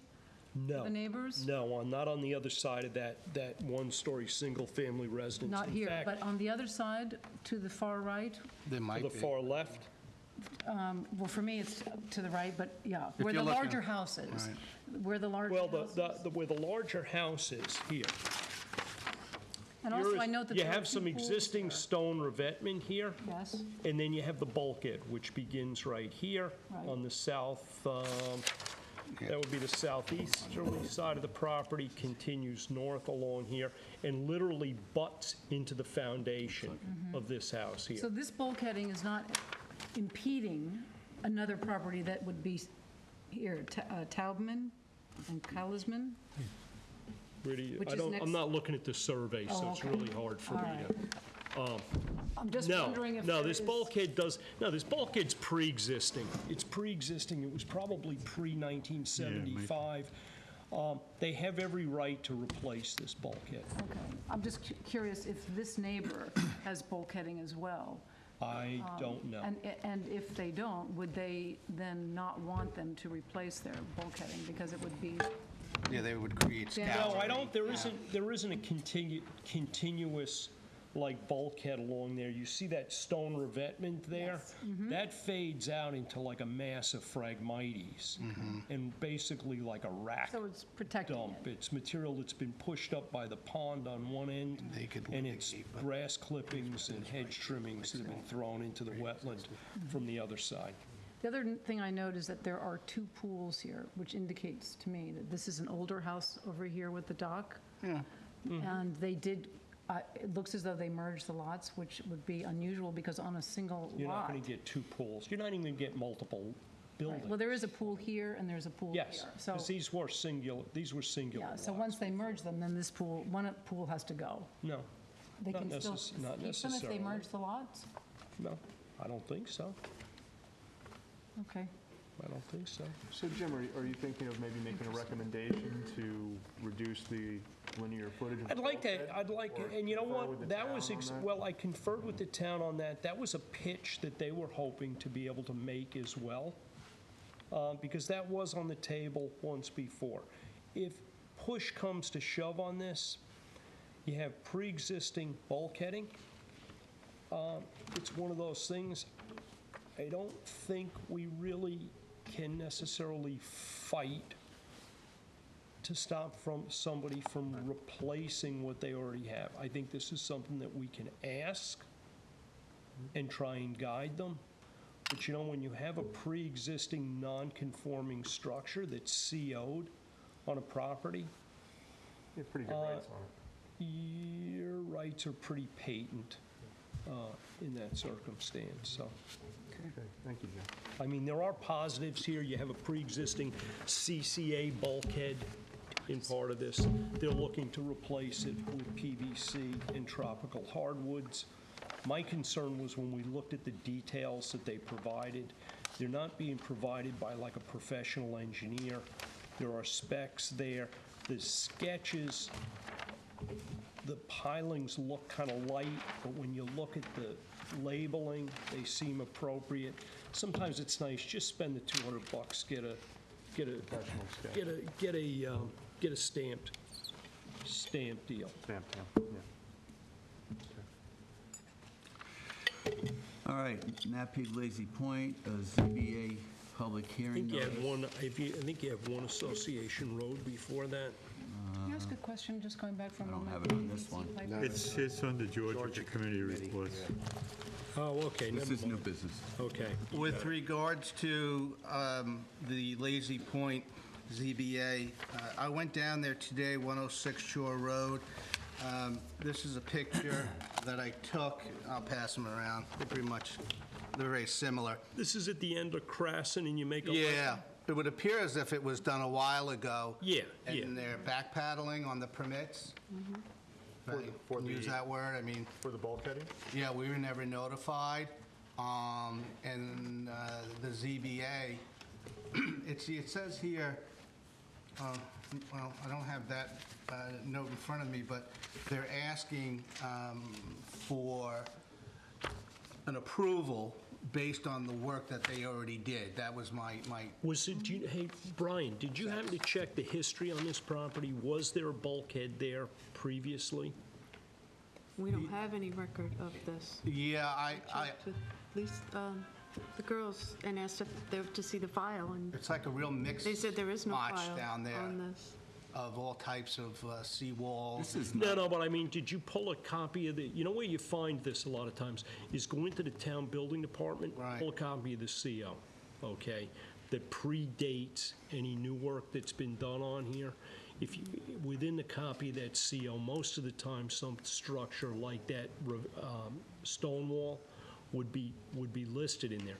If it's not, and if they don't have surveys that demonstrate the existence of something there previously, there's no way that we should technically support it. Well, I imagine by virtue of the nature of the beast down there that they had a seawall of some kind like their neighbors. But this is not the typical No, this was type like, of bulkheading No, that we that's- see. this is like Home Depot, Well, it's Pavers. concrete masonry unit. right. Yeah, it's stacked. It's new looking. Stacked wall. But like I said, did they illegally replace something that was there before? But my point being, That's the question. Jim, my point being, George, they should have, would you like to come up to the mic? Shore Drive East? Oh, no. Yeah, but I think That's a it's, mistake, no. I think it's Shore, No. the house is Shore Drive Shore East. Drive. But Jim, Yeah. to your point, if the person, let's say they did have a pre-existing bulkhead there of some kind, they should still notify us that Oh, they're going certainly, to certainly. repair it. And that wasn't done, and the Z... And they also, and guys, they also need DEC Right. permits. They need a town natural resources permit. It's not just one agency here. Typically, it's in kind. In kind, yes. And it'd be nice to know Or, if they did or, it correctly. or in the case of like a CCA bulkhead or that, a material that's environmentally suitable for the, I can't, yeah. I can't picture any other don't know. concrete seawall I'll, around East Hampton. I checked with the building department, Yeah. and Ann Glennon said she had no record. Okay, so I'll check with, Sure. I'll check with the planning and Okay. see what their position was on this, and too. we certainly do want to weigh in on this. Yeah. Okay, good.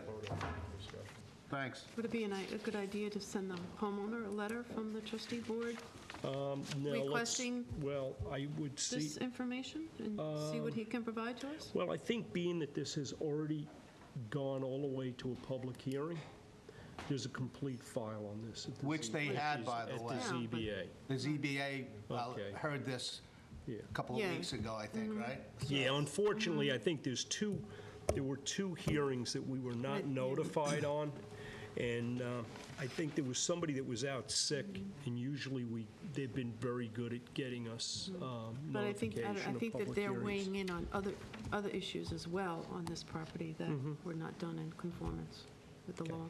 But I think there's an opportunity to affect this. And, I'll just mention one other thing. Jimmy, you can't tell by my picture or the one you have, but it looks like previous cutting of Phragmites has taken place throughout that beach, which I understand, they want a better view, they want to, eliminate it, but, again, they would... Yeah, I can't they really need to tell. It reach looks out like to there us. might be some stubble here. Yeah, it is. Yeah, all right. I've walked enough of it with you, I can identify it. I trust you. Yeah. I trust you, Brian. Thank you. My eyes aren't that good. Just so you're all clear, this public hearing is to allow approximately 68 linear feet of reconstructed seawall to remain on a property containing primary dunes, wetlands, and surface waters. Yeah, I read that. Primary dunes, isn't that a stretch? Well, there's no primary dune left there now. It's kind of pretty much the wall Now a bulkhead. and the water. Yeah, that was my point. It's going to erode everything even more. Well, the CPF has bought a couple of properties down there on that road already, so. Along that stretch? Yep. Yeah? Yeah, Okay. you had two of them last year. Okay. All right. Let's move on to the next item, letter of resignation from Rick Whalen. I guess I'll read it into the record.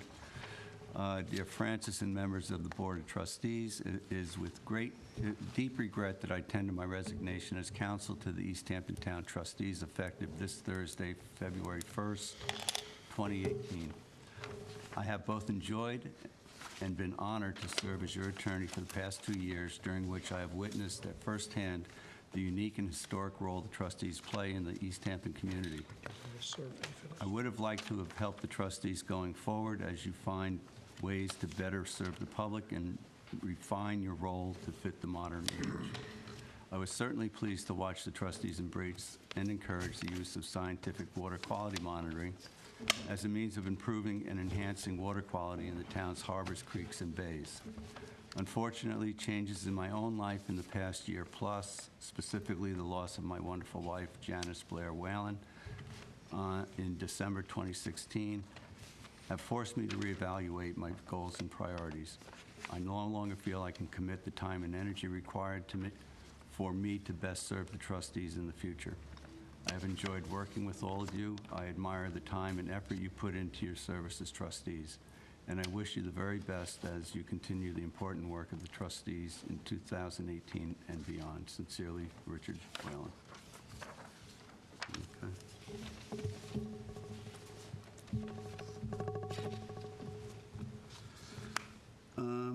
Rick, website? Sure. Content?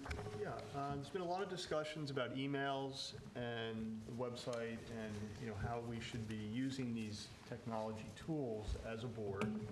So, I drew upon my previous experience in the information technology field and research on the Open Public Meetings Law website and other areas. There's not a ton of information out there on government agency use of technology, but there are some reference points. And I think one way that we can proceed effectively is to establish some procedures and protocols as a board that we all agree upon, so that when we're using email as a tool or putting content to the website, we all understand how we've agreed to do those things. And we do our best to, in effect, self-police ourselves and follow a professional protocol and procedure. So I put together a first draft of 2 documents, one of which for email and one of which for website content delivery. And I think they're a good starting point, and certainly they are open to discussion, to edits, to recommendations, and possibly the Records Committee could meet together on these and refine them and then come back to the board with a final version. A copy should go to Chris for his final review to make sure that they are kind of inside the box, so to speak. But there is some clear information, such as with emails. Delivering information, like an updated survey or other information is very appropriate. But if someone weighs in on it and says, oh, that's in my opinion, that's not a good survey or something, that's not appropriate. So there are some guidelines where, you can send out information, but you don't want to start exchanging emails talking about it. That's where we're considered doing business. And that's where I think we need to be careful. So I tried to break it down into 2 areas: trustee board emails, where the board is sharing information together. Something like a scheduling email saying, look, we have a snowstorm tonight, we're going to have to cancel the meeting. That's a very appropriate board-level email. So those are some general guidelines. I was hoping everyone could take some time between now and the next meeting to look at this, maybe bring their comments back. The other area was committee-level email, because we do work as committees. There might be an email to the committee saying, hey, we're going to meet the agent at Georgia Pond to look at a Phragmites project. Very appropriate. And those, some general guidelines. So once again, that was the intent of this document. And there is a reference to some content from the Open Public Meetings Law on guidelines for using email on page 2. So, clearly stated that, governmental boards should not attempt to conduct business via an email.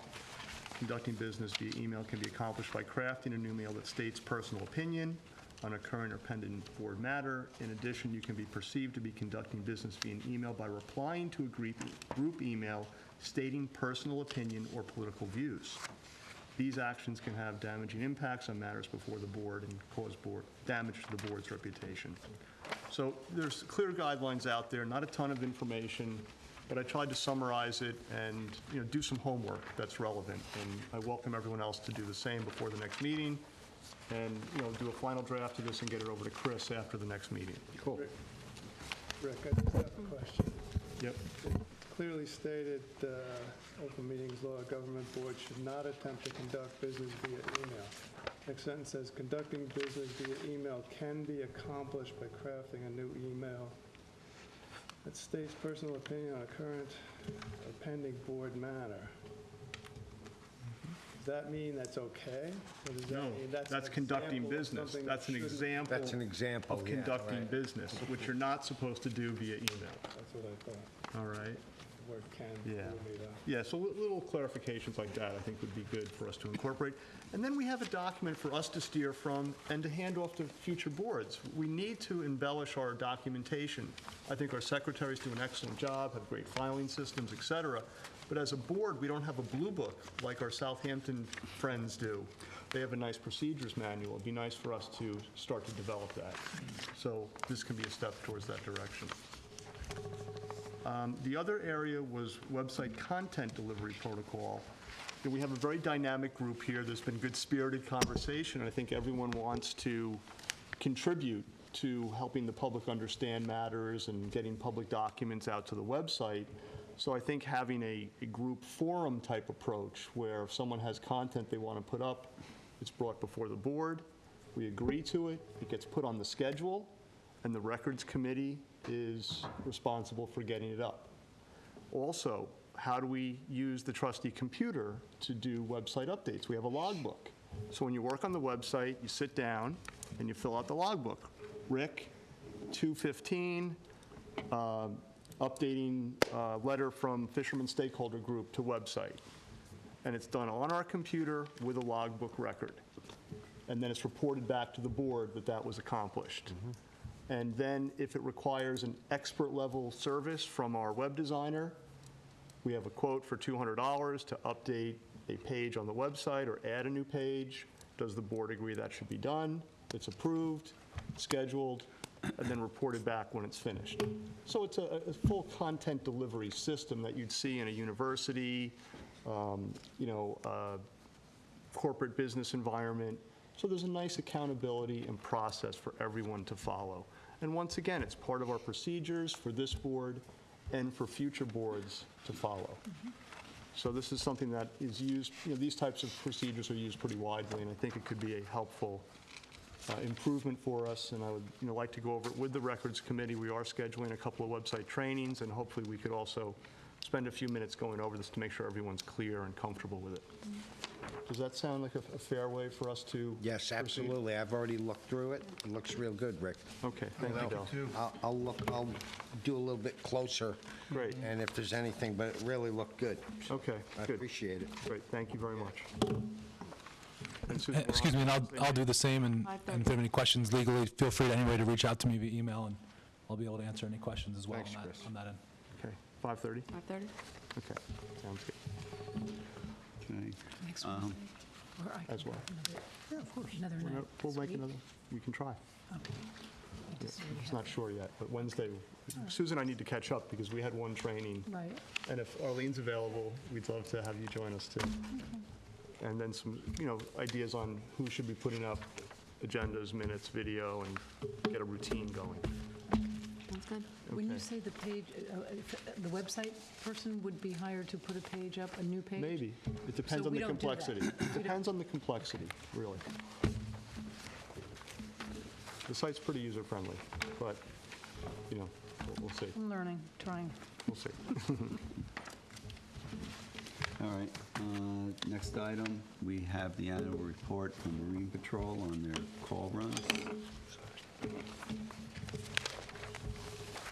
It's just interesting to look at. Sure is. A copy of it. Right? Yeah, I think we could just look at that Yeah. Disabled at our vessels. leisure, There were 36 disabled vessels? Does the Marine Patrol typically come in before the season starts and sort of give us a little peek as to what's going to happen throughout the season?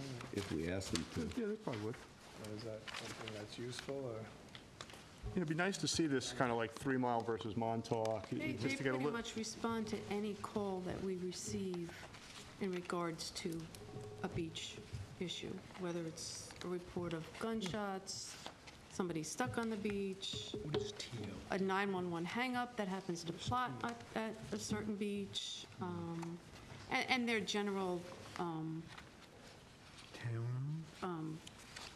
you know, what they normally are there to do, to make sure that all the laws are being abided by, and checking on beach fires and permits and Town ordinance. people without a license and all that, you know, everything, like everything that is on here.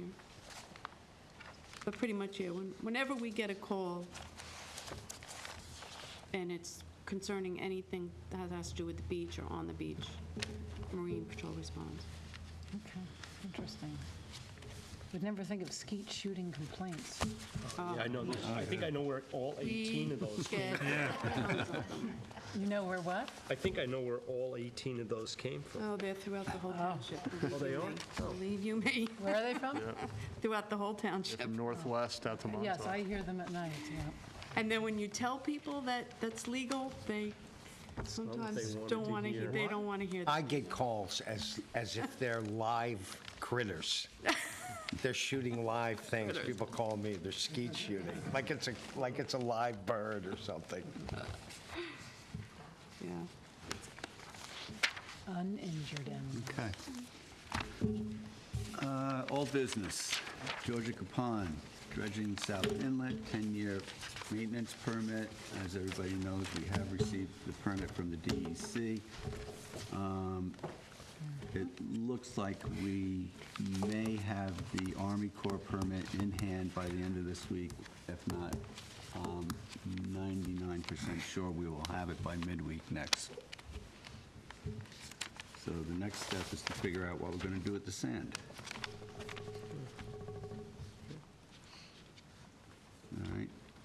Is there an idea as to where? this- Well, originally, the town was interested in stockpiling it for Montauk, but they seem to be thinking that maybe it's too expensive to handle it multiple times.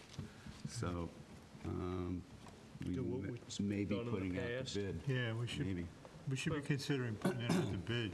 We're going to have to make that decision very soon. Okay. If we're going to get it done. You want to get it like a committee, or It's the ponds committee. Ponds Committee will do it? Yeah. Okay. You want to prepare a little bid package Project I'm doing. Yeah. for discussion at our next meeting? Yes, well, yeah, Would running we, out of time. would you You gotta try get and going. send We notice only have out? a month. Would you like to try and send notice This out? work has to be I completed think by we April should. 1st. Can I tell you what, Rick, Francis, I think we should send a letter out or post this now and start soliciting But we're going to have to, bids. yeah, but we need to quickly put together a Yeah. specification Yeah, okay. package. But I mean, I think we should authorize it. Do we need an authorization or a resolution I have no before the idea. next meeting? What do you think? You still have a little time. We don't have a lot of time. We really don't, we really Yeah, don't, if we we- really if we don't. go out to This bid- D-Day on that's the end of March. Okay. If we go out to bid, it has to be out for 2 weeks, probably 14 days. So what do we have to put together? If we were to make a Well, motion we now can as a use as a board, template what's been put out in the past, but I think that's I'd going be to need to careful. get tweaked a bit. Yeah. so the ponds committee would have to put together Yeah, the appropriate information, and the rest of the board members probably would not get a chance to see it at a public meeting before next week if it went out. So the question is the board comfortable with that, or do you want to wait until the next meeting? I would be comfortable okay. with 'Cause the you all doing The it. dilemma on this here is whatever permit we have, we're going to be locked out. We can't be on the beach after the 31st of March. Right, Yeah, and this is not accepting That a means bid, this everything is just removed. putting it out. Yeah. right, That right, means right. every- Yeah, it needs to get out there. Yeah. Okay. So I would make a motion that we empower the Ponds Committee to A second. prepare bid documents, put them out. Now, this document's going to be posted to the public, and, I mean, there's no reason why we can't just send the same thing to every board member, so they, Yeah, if it's going to be publicly posted, sure. Can read So about we it got where a everybody else motion, a does. second. Yeah. Second. Yep. all in favor? Aye. Okay. Georgica Cove, dredging excavation of the bottleneck. That one's been held up because we've been concentrating on this other permit. And wasn't there Become very, somebody that lived there? No, the last I talked to Bruce Horowitz, DEC had questions because apparently one of the adjacent property owners they felt was in some violation, yes. and they wanted to address that. I can call Bruce in the morning and see where that's at. I think at this point, we can focus on that. Bruce would like to start pressuring the DEC to provide information on this violation, because they're not being forthwith. Okay. Yeah. Okay, good. Would it be helpful if our in-house counsel met with Bruce or spoke to Bruce to see if a communication would be appropriate at this time from the trustees? Yes, I'm not opposed to that at all. I'd be happy to do that. Okay. I'll just get contact information, please. And Thanks, Chris.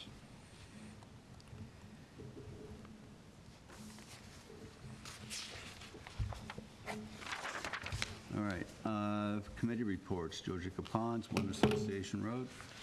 Yeah, you skipped. Yeah, Adopt adopt a beach. Oh, I know. I don't have that on here, I'm sorry. We've had a long evening, so I'm just going to address this.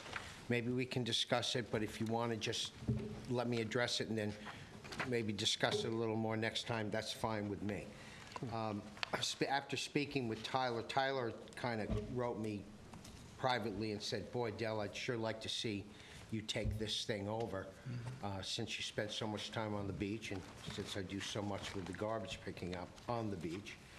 I told him I'd be happy to, and then the minute he sent it to me, it really was quite a nice little package, except one thing stood out and really almost blew my head almost exploded. And it comes to the point where you're rewarding people for getting involved.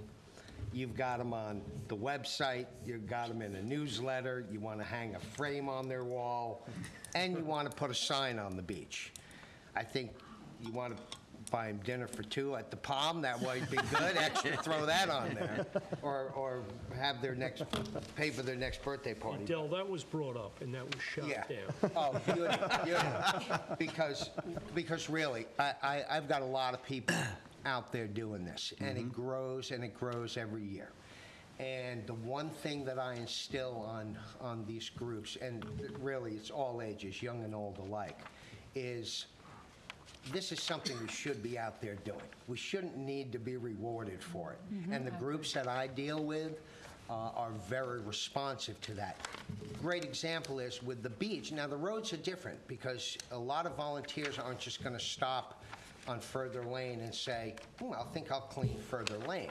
However, if they're on a beach, they might say, boy, let's get a group together, or maybe I'm just going to walk down the beach and I'll pick up a little trash if I had a bag with me. That would be more easy to happen. Now, for me and my volunteers, and we're getting close to 60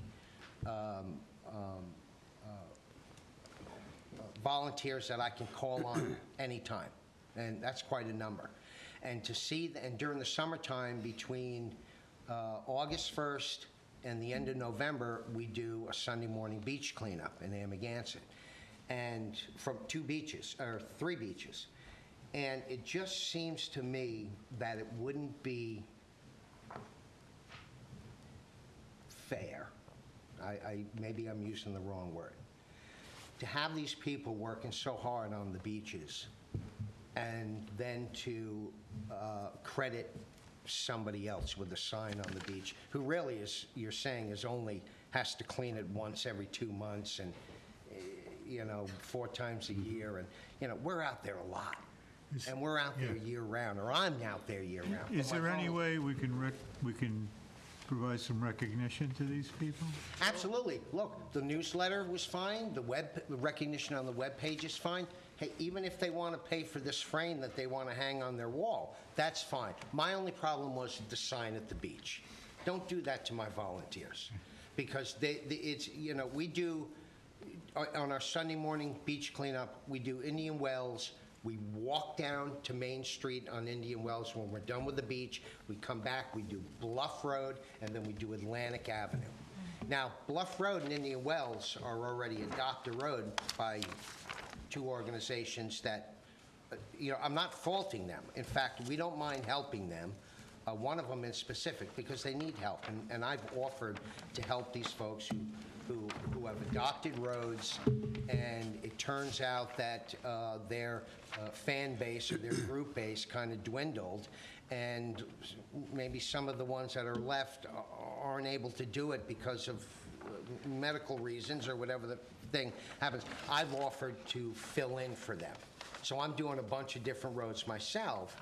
However, we don't mind that, doing those roads and letting those people get the recognition for it. Really, it's not about the recognition. It's kind of a reverse recognition.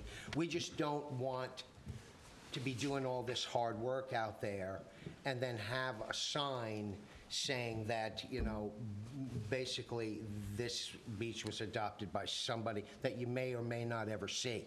I was never in favor of the signs, and I think because you're now going to run with this, by all means, I think we should follow your lead on that. I hear what you're saying. I appreciate it, but I really just would appreciate the support to just scratch that one piece off. I'm all right The with rest that. of the recognition, I'm fine with. Good. Look, I'm not saying it's not right to say, pat a guy in the back and say, hey, you did a great job, here's a little something. Right. That's not a big deal to me. But really, I have been educating folks specifically, that this is something as a community we need to be responsible and do more of, without thinking that we need to be glorified or Praised. recognized with some material piece, or a sign in this instance. We have a lot of signs on the beach already, too. Yeah, and that's We have too many signs on the beach Yes, already. yes. Yeah, that might be Yes. considered litter in itself. Yeah, yes, indeed, visual litter. I would scratch the plaques too, honestly. Yeah, I mean, they're paying for them. It says that if they wanted one, they would be responsible in paying for it. But why would we want to put in all the work and the effort of ordering it? I don't know that we really need to bring that in. Yeah. Hey, Del, I think what this started out as was, clearly you've been doing select ocean beaches. But let's face it, there's a need beyond that. And the hope was to generate some interest and kind of energize some other aspects of the community to do this cleanup work on their beaches or in their neighborhoods, and that maybe you could facilitate that and expand on what you've already started. True, and we have, because we've, beside the shoreline sweep where we get everyone involved, we have been the leaders of other people getting involved. And the Surfrider organization is one of them. I mean, they seem to have gotten more involved in the cleanups, and the paddleboard groups have gotten more involved with the cleanups. And it just seems like more and more areas are. And in fact, we used to clean a lot more beaches. We did a lot of the village beaches as well. And now we don't do them anymore because other groups took them over. And we've networked with them, we've connected with them, and we've said, look, you guys seem to have this going quite fine, keep it up. We're going to start moving east. And we have. And now we've added a new beach last year. We added Napig Beach after doing Indian Wells and Atlantic for 2 years. Now we have enough people that we can do Indian Wells Highway, Bluff Road, the 2 beaches, and we added Napig Beach. And we're going to get Bluff Road from beginning to end. And, we do the stretch too, and a lot of other things. So, yeah, we are trying to cover more and more area. We're not specifically just going to stick to these 2 beaches or these these same beaches all the time. We want it to And grow per- all out of And control. perhaps we could help with the trustees, as we've done in the past, provide bags. Absolutely. Yeah. And the town has done that as well, Yeah. has supplied me. And the trustees have always helped with the shoreline sweep. Yeah. They've been pivotal as far as picking up the trash. A lot of these people go out there and they accumulate a lot of trash. They can't carry it back. So I tell them, tie the bag up, leave it on the beach, we'll come get it. And the trustees have always jumped on board and said, Del, don't worry, we'll get the stuff on the beach. And I've been majorly appreciative about that. Since I started it, this will be the 5th year. Okay. So that's pretty awesome. I would But that was my only suggestion to the, Well, dig into it, you may find some more. yeah, okay, I will. I would like to add something. I've done this with Dell, and it is a lot of fun. I mean, we get the kids going, we get the neighbors going, and we had a tremendous amount of fun last year doing it. We're just getting people Riverhead into gave us buckets. enjoying it at the same time as realizing what they're doing and taking pride in it, Exactly. which was cool. Nice work. But I appreciate that. You get garbage pickers. You do an awesome job, Del, you really Thanks. do. Yeah, thank you very much, Del. All right, One Association Road. Okay, any of the old members are familiar with this property? It's been before Actually, just look at this picture. several times. This is this started out as a little different project. It started out as a proposal for Phragmites Excavation project, which our issues from the beginning on this have been the concept of removing the Phragmites, as it has been perhaps the motivation behind it, the lack of a meaningful buffer. So the latest iteration of this thing is not to dig, is to just cut, which is many properties are doing. But our policy, even with respect to cutting, is if there's nothing between your highly maintained lawn and a body of water that we own, we have an issue with it. So we've looked at the new proposal, which is a list of probably the 12 or 13 shortest plants found in North America, some of them wetlands, some of them not. And we're trying to put them more in the direction of a more woody dominant buffer. Now, we're going to leave this one sit. They've yet to make an application for a natural resources special permit. I'm quite confident Frank will require them to do the appropriate thing, at which point we will most likely recommend supporting this project. But not until they've demonstrated a better plan. Thanks, Jim. All right, we're back to harbor management. Do you have anything else you want to add? If I could, I would like to bring something up on roads, on trustee roads, in lieu of that, since we covered harbor management. in Could we pretty touch back, great depth. before we leave harbor management and go to roads, I would like to bring up one thing. Oh, please, I go have ahead, been in- We had the fella come in about the horseshoe crabs last month. I have been in contact with Cornell Cooperative Extension. Their guy, Matt Sclafani, would very much like to get a group of people out here for the first year to do the monitoring on the breeding sites. There's a little bit of training in that involved. He'd like to come to one of our harbor management meetings. We just need to give him some dates, and we need to provide him the bodies of water that we think we're going to be operating in. Obviously, Northwest Creek, Napeag Harbor. What else we got for breeding sites? Northwest Well, Harbor would work. most of the harbors are going to have some Northwest sites. Harbors. So anyway, I he mean, I would can very make a much, list of he'd ones very I've much seen. he'd very much like to come out. If you can just give me dates, Rick, that we'd like, that are tentative, that he can meet. Yeah, I'm good the next we- 3 Wednesdays, other than this Wednesday, because we're meeting on technology, but the President's Week Wednesday and the Wednesday after President's Week, I'm good. All right, when do you want to, what's your Either one. preference? Either one is good with me, Jim. Just give me a date. What is, what? I don't have the what is calendar in that? front of me. Okay. A week from Wednesday, The gentleman asked me if he could be a counter. I think he'd be a really good 21st, counter. I think? 21st. Can he join that meeting? And if he's got, a family trip planned, the 28th works as well. I'll try the 21st and the 28th. That's February? Yeah. can you let me know? I'd like to get involved in that. Sure. Can the public get involved? Yeah, no, that's the goal. The Yeah. goal, you know what I'd like to see come to that meeting, is reach out to our baymen, reach out to any volunteers, and try and get something that from the start of it includes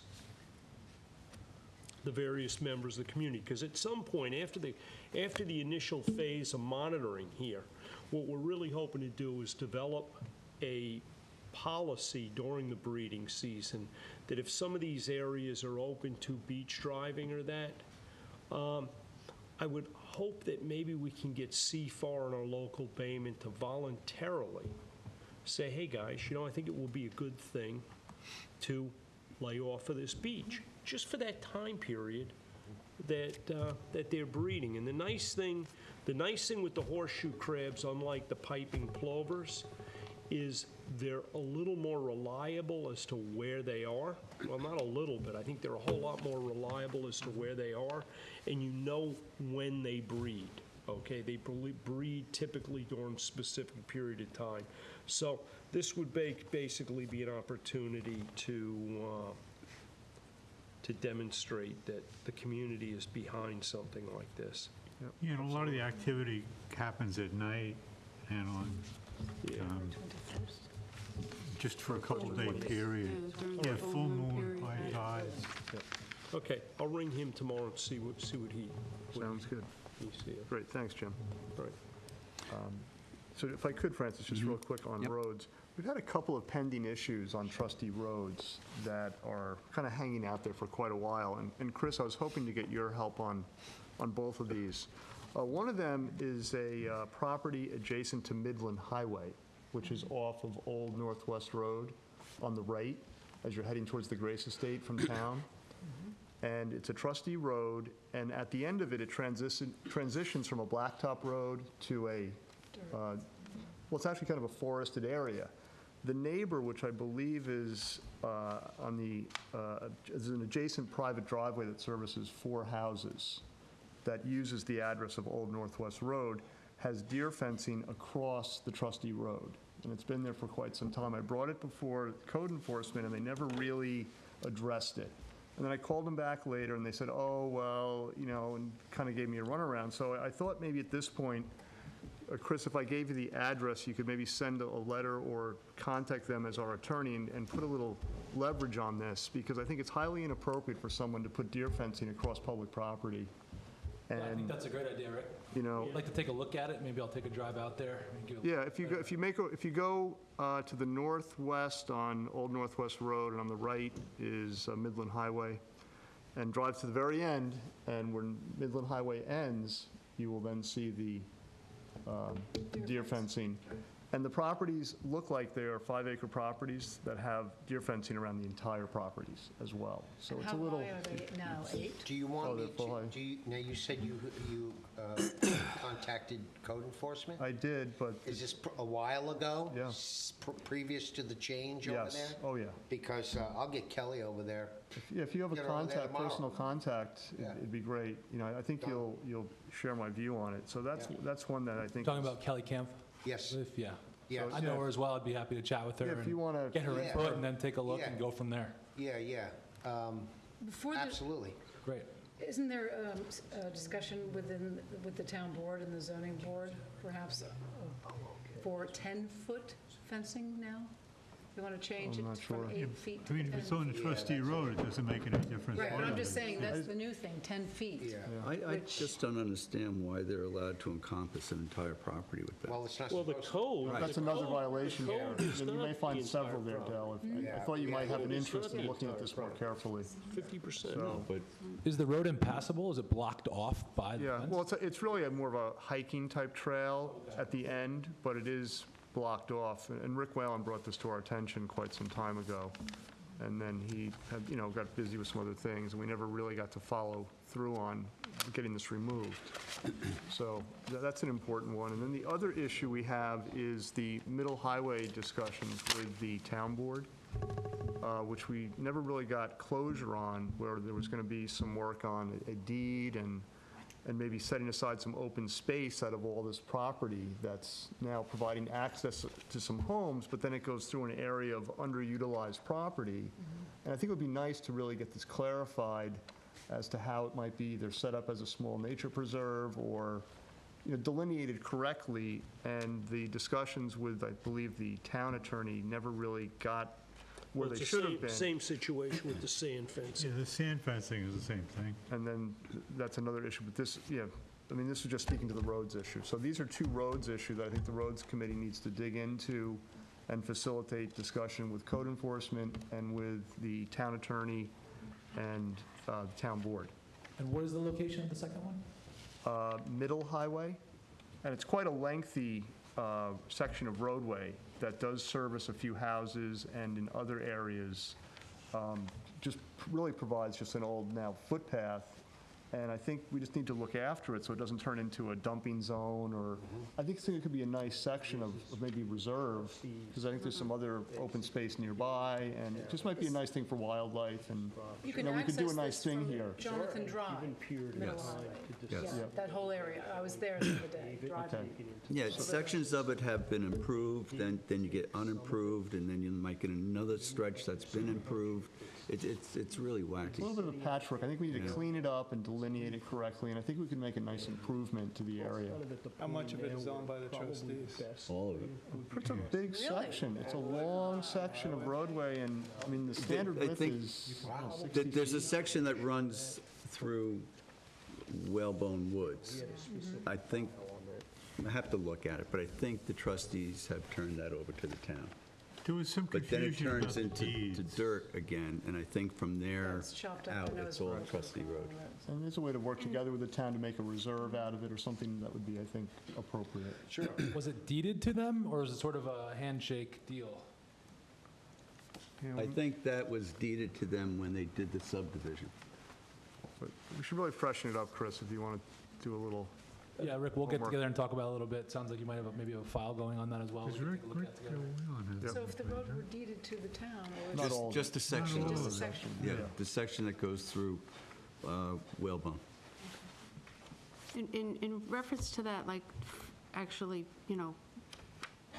figuring out what we own and what we don't, because that's not really clearly established. I have been talking with Steve Warner at the East Hampton Library, and he does archival boundary, he's a consult for other townships and stuff. And he is offering the trustees his assistance if we wanted to, form a project and actually review,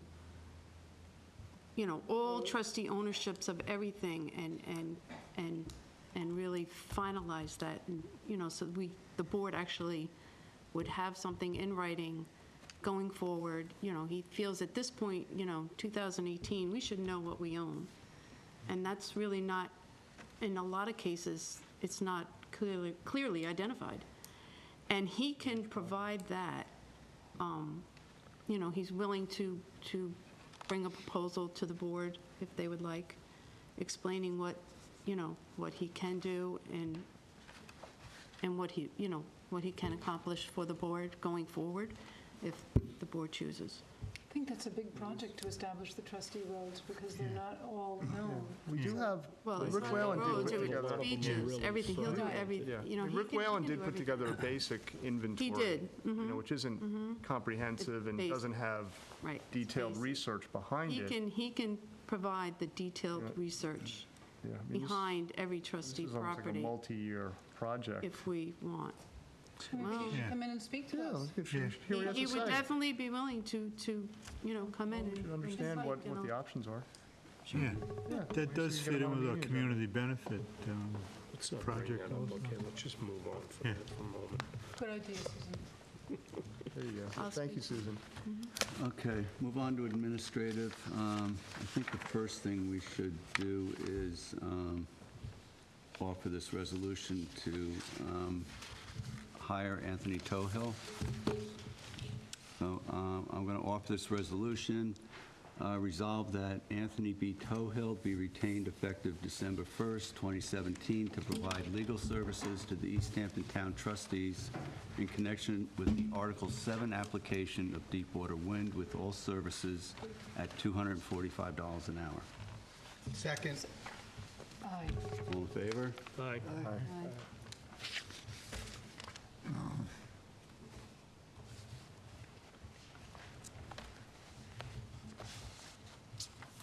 Okay, that's done.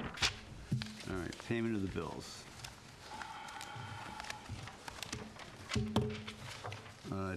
.gov domain, easthamptonny.gov. Let's see, $400. Optimum, $165.74. Anthony Tohill for Deepwater Wind, $3,001.25. And North Fork Water Supply, $21.47. I make a motion to pay the bills. Second. All in favor? Aye. Okay, minutes, January 22nd. Yes, the minutes. I had a chance to look at the minutes, and I also had a chance to look at the revisions that Susan Vorpal made to the minutes. And I'd like to, I guess, I think a couple of the corrections were important. Certainly spellings of people's name is very important to be correct. But I think a lot of the comments were not really impacting the meaning of the minutes. They were kind of personal perception of how to use something like that, there, that, So I'm going to suggest that maybe the Records Committee should sit down with the secretaries and try to come up with a format that's a little more specific, because if everyone's going to put their own grammatical twist or their own interpretation, we're going to end up doing the minutes multiple times, and that may not be the best use of our resources at the office. So I think, Susan, you had some great intentions with editing the minutes, but I don't think a lot of them really change the meaning of the minutes. And if you wanted to make suggestions to say, this is a preferred usage of the word that, and could we all agree that that's the way to go in the future, instead of having to make 50 edits and have the secretarial staff make 50 edits, I think there may be a better way for us to go forward. I looked that over, and I really felt that when you took the word home and you substituted residence for it, you know what? I felt like, we have two people that are working really hard. They're our face to the public. They do a great job. And to me, this was an absolute waste of time, okay? If there is some grammatical issue with the minutes, to me, I don't think it's terribly important. I think the issue of importance for the minutes is, does it convey accurately what happened at that meeting that time, okay? That, to me, is the value here. I think you can split hairs on this. I think we can get very myopic and look at little incidentals. But clearly, we've been down that path. It tends to bog the meetings down, and it does nothing for the accuracy of recording the events that are occurring here. Not a darn thing. And I might add, too, we do have what Warner Wolf used to say, to the video. We have our video. You know what we don't have that they had 100 years ago? Yeah. Exactly. So that's like... Right, but these records, 100 years from now, will be our historical record. Yes. Yeah, and that's why I think if you want to set... Not video. That's why I think if you want to set some guidelines, we should work together proactively, like procedures. So if we're all working together ahead of time, we avoid the redundancy and having to do things multiple times. And yeah, it's just the way they read, and for them to be fluent and So I'm okay with trying to, talk about a few, procedural improvements going forward, but I can't get behind poring over the minutes with 100 corrections when they don't change the meaning of the minutes. So maybe I should have been an English teacher. Perhaps a very good calling. But, I'd like to, make a motion to approve the minutes with the correction I'll to the spelling of one of the trustees' names, My name, Susan Vorpal's name, and things that were left out. there were a couple points that were included. So I have a version of the minutes here I'd like to make a motion to approve. You got your second from Jim? All in favor? Aye. Okay. Financial reports? I had an opportunity to look at them. There's a lot of information here. You may want to look at them throughout the meeting when you get a chance, so that nobody feels like they're being, all this information dumped in your lap. The one thing that I did want to just remind everybody was the importance of contributing to the Rison Fund, and we agreed that we would do that, and there's some thought to how we'll do that. So let's just continue to keep that in mind, because those monies, that category needs an injection of money so that we can gift the scholarships. That being said, Yeah, just wanted to say, I looked over the financial report after the last meeting, just curiosity. I had a really hard time understanding it, so Lori went over it with me, and she also had some things that didn't look quite as she had understood them, so she called the accountant in, and we all kind of looked at it, and I have to say, it's kind of a complicated way of presenting money figures, because you have some town money that's contributed, some trustee money. The trustees have an accountant. The town has an auditor. So there's there's different people involved and different accounting methods involved. So I would also encourage some members to take a look at it, month by month, just so you can maybe familiarize yourself with how it's presented, and then if anything pops out. I wouldn't, excuse me, John, in light of what you're saying, I wouldn't be opposed to just, we can table it for 2 weeks if people want to look at it. That would be fine.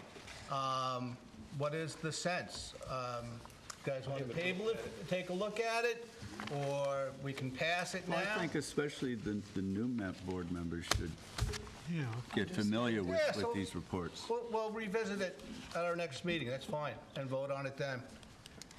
Yeah. Is there any way that we can get this before the start of the meeting?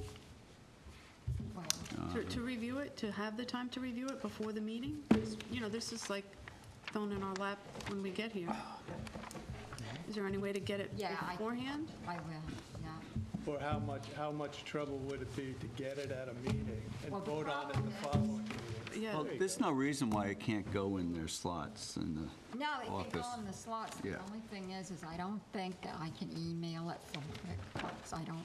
I'll try to find out, but I don't think I can, but I can put it in everybody's mailbox. That's probably a better way to distribute Yeah. Yeah, financial then information. everybody Yeah. can get it at their leisure. Yeah. Hey, Brian, getting back to the Rison Fund, I think, if we're going to make this like a truly a viable scholarship, what we've got to look at is how we can accrue enough money in that fund in principle to support the scholarships via the interest that they generate. Clearly, the amount of money that you got in there, you're not going to do that right away. But I think what we may do is we may need to adopt a policy where we, an influx of monies go into that fund each and every year for the trustees, far in excess of what we're actually writing in terms of scholarships, with the sole purpose of this thing hopefully supporting itself. I'm in organizations where we have scholarships, and we're not reaching into our pockets every year to support those scholarships. The fund itself supports it. So I think that could be a real goal. I'm sure we couldn't afford to do this By one shot. because it's an interest-bearing account, that it covers? Yeah, I mean, the fire department, Yeah. we've got scholarships, and we've have, I think, 8 kids at any one time. Right. That are pulling scholarships, and that's for the 4 years of school. And we don't have to gnaw into the principal Are you to do that. raising money for that? No, we're No not. events? No, what we did is, we did this over a period of years. Yes, we did raise money at Right. one time, but it's something that, it's an investment that you're making to the future, because it would be sad to see this Ricin Fund basically be in existence strictly in memory. No, yeah. What happened to your idea about people who were being paid $50? Yeah, but you're And asking then, people who did are, we actually pass that? No, I'm still looking that's- into it. That's between, it's up to them. It's, Right, to ask them. But I think there's an opportunity here when we're putting together sort of our budgets for the year. Yes, I Laura? have a suggestion. What's that? Why couldn't monies be taken from, like, the clam contest, the transfer fees from Lazy Point? There you go. There you go. It's the clam contest. would we actually spend be one thousands of those. dollars every year on the clam Yeah, contest. but and do we ignore something the where rest every of it. year, we're dumping an amount of money in there. It may take us 10 years. It may take longer to develop enough money there. We didn't do it overnight, but we found ourselves in a similar situation where you had a scholarship that was in somebody's name, and they gave you a lump of money, which was great. But that was going to deteriorate to nothing. And now, Okay. we've got it where it's.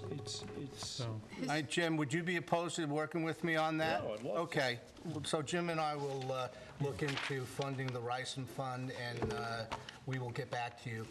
Historically, how has this been funded? Because this funded was by a originally person. What happened is there was an amount back of in the money. 1800s, correct? Yeah. I mean, Yeah, this was, someone left. began back in the 1800s. But I think Mr. it Rice hasn't was- been added to over time.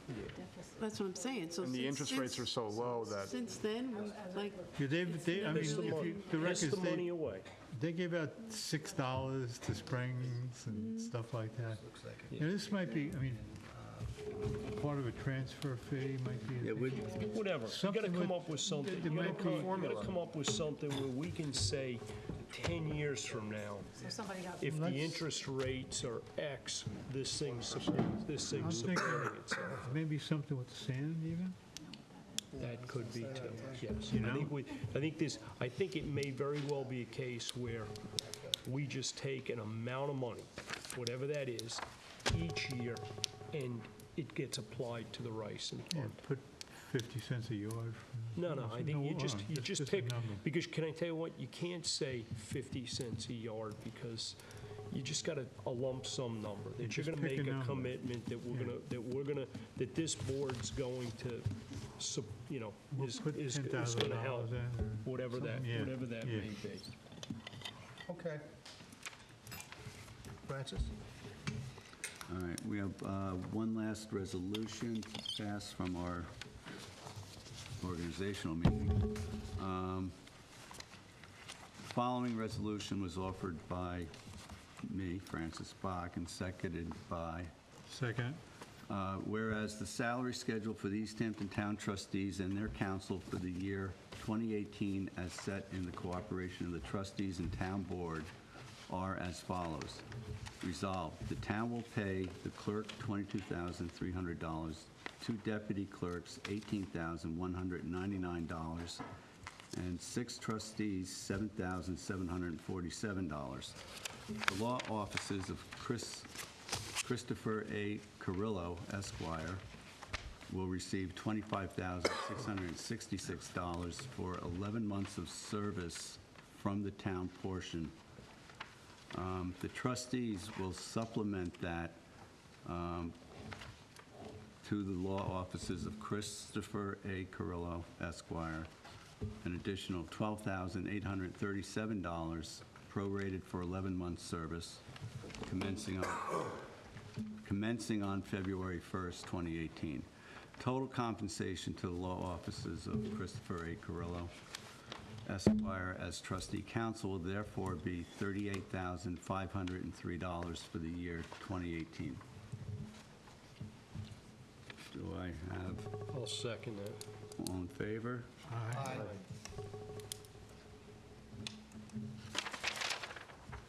Okay, report of the clerk. I have to finalize these committee assignments. What I need to meet with you, actually, the two Susans. Okay. You have like 9 different committees that you're sitting on. And we're going to have to whittle that down. You're all over the place also. We need to discuss what each of you are going to give up and which ones you really want. Okay, so we're not going to make an appointment now, but please get in touch with me and make that. Okay? Texting better or call? You can text me. Thanks. Oh, Francis, I did have one thing I Sure. wanted to mention. I was contacted by Mr. John Shaka of the Sag Harbor Village Harbor Management Committee. They had approached us now a little over 2 years ago about their expansion of jurisdiction in the westernmost section of Northwest Harbor.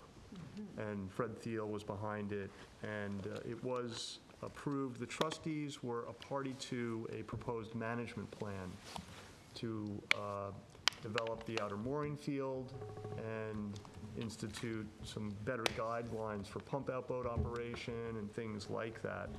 One of the components was to be possible water testing in the area with the concerns about the sewage treatment plant, the Havens Beach drain, and the new, kind of expansion of mega yachts coming in and anchoring pretty much out there, and concerns about discharge and things like that.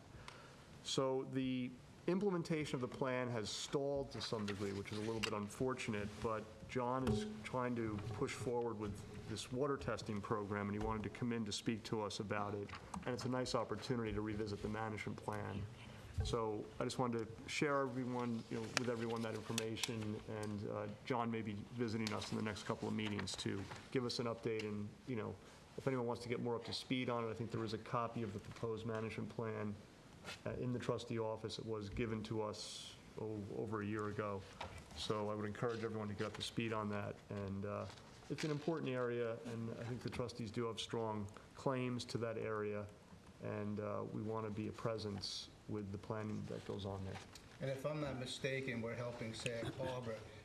Essentially what these bigger boats were doing, they couldn't police their discharge of waste by being further out. Right. Is that correct? Yep, That they were was a they were concern. in state waters, basically, and there's not a lot of state enforcement present in the Gardner's Bay Eastern Peconics. So the harbor master expressed concerns about really being able to have effective jurisdiction out there. So that was one of the reasons, and others. So I think it's important for us to revisit this management plan. Well, and that was one of those things, when this came up, this was some bottom that our ownership was questionable, to say the least. They approached us, and what we discussed with them is whatever mooring fee schedule they develop there, clearly, much like a lot of other communities, the fee schedule would be a residence fee and a non-residence fee. What we had negotiated with them is Town of East Hampton residents, as a matter of reciprocity on this, would be treated as residents in their fee schedules moving forward with this thing. So, Yep, looking out for the environment, our residents, our community, and a chance to kind of revisit the whole situation there. And work as two towns, really. Work together. Work together. Yep. Okay, thank you. Correspondence, we have Aquatic Estuary Program, seal hike on Sunday, January 28th happened. Healthy Body, Healthy Day happened. Let's see. That extra week. I think we're behind, yeah. February 11th happened, so Another seal hike. nothing new here. And then the Nature Preserve Committee, we have a copy of their agenda. You're on that committee. Yep. You sit. Actually, not only am I on the committee, but our secretary, Arlene, is on the committee. Oh, is she? Okay. Yes. Very nice. Congratulations. I went to the meeting the other day, did not know where I was, and I was really glad to see Arlene there, because I had to leave early. Arlene stayed, so if there's any questions related to that agenda, I'd like to direct them to one of our secretaries, because I think they're going to be more capable of speaking about it than I am. Okay. Right. Okay. But you're not an official liaison to them from, Well, you're I an was actual on, board I was member. on the board before I was a trustee. Right.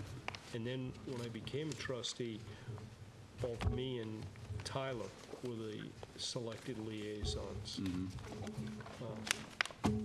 So, Is the Northwest Committee still active? Anybody know? Northwest Committee. Northwest, the Alliance? Yeah, Matthews? I'm on it.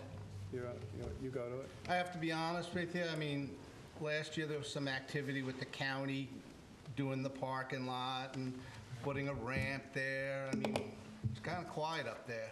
No, Jim I think he was Matthews. referring to the Northwest Alliance, the Oh. community group. Jim Matthews. Oh, I'm Right. sorry, I thought you meant, because we have a committee. Oh, no, For no. Northwest. Yeah, I meant the Oh, I'm sorry, yeah. Northwest Northwest Alliance. Comprehensive Oh, Yep, yep. Coordinated Committee. I used to be on it once. oh, okay. No, I believe they are still active. sounds like you want to be back on that committee. I'm a member of it. Well, I wasn't go. that far off. Nobody's gone. We ready, Francis? Does anybody have anything else? Nope. Can I have a Motion to close? adjourn? Second? All in favor? Aye. Thank you, everybody. Thank you. Have a good night, ladies.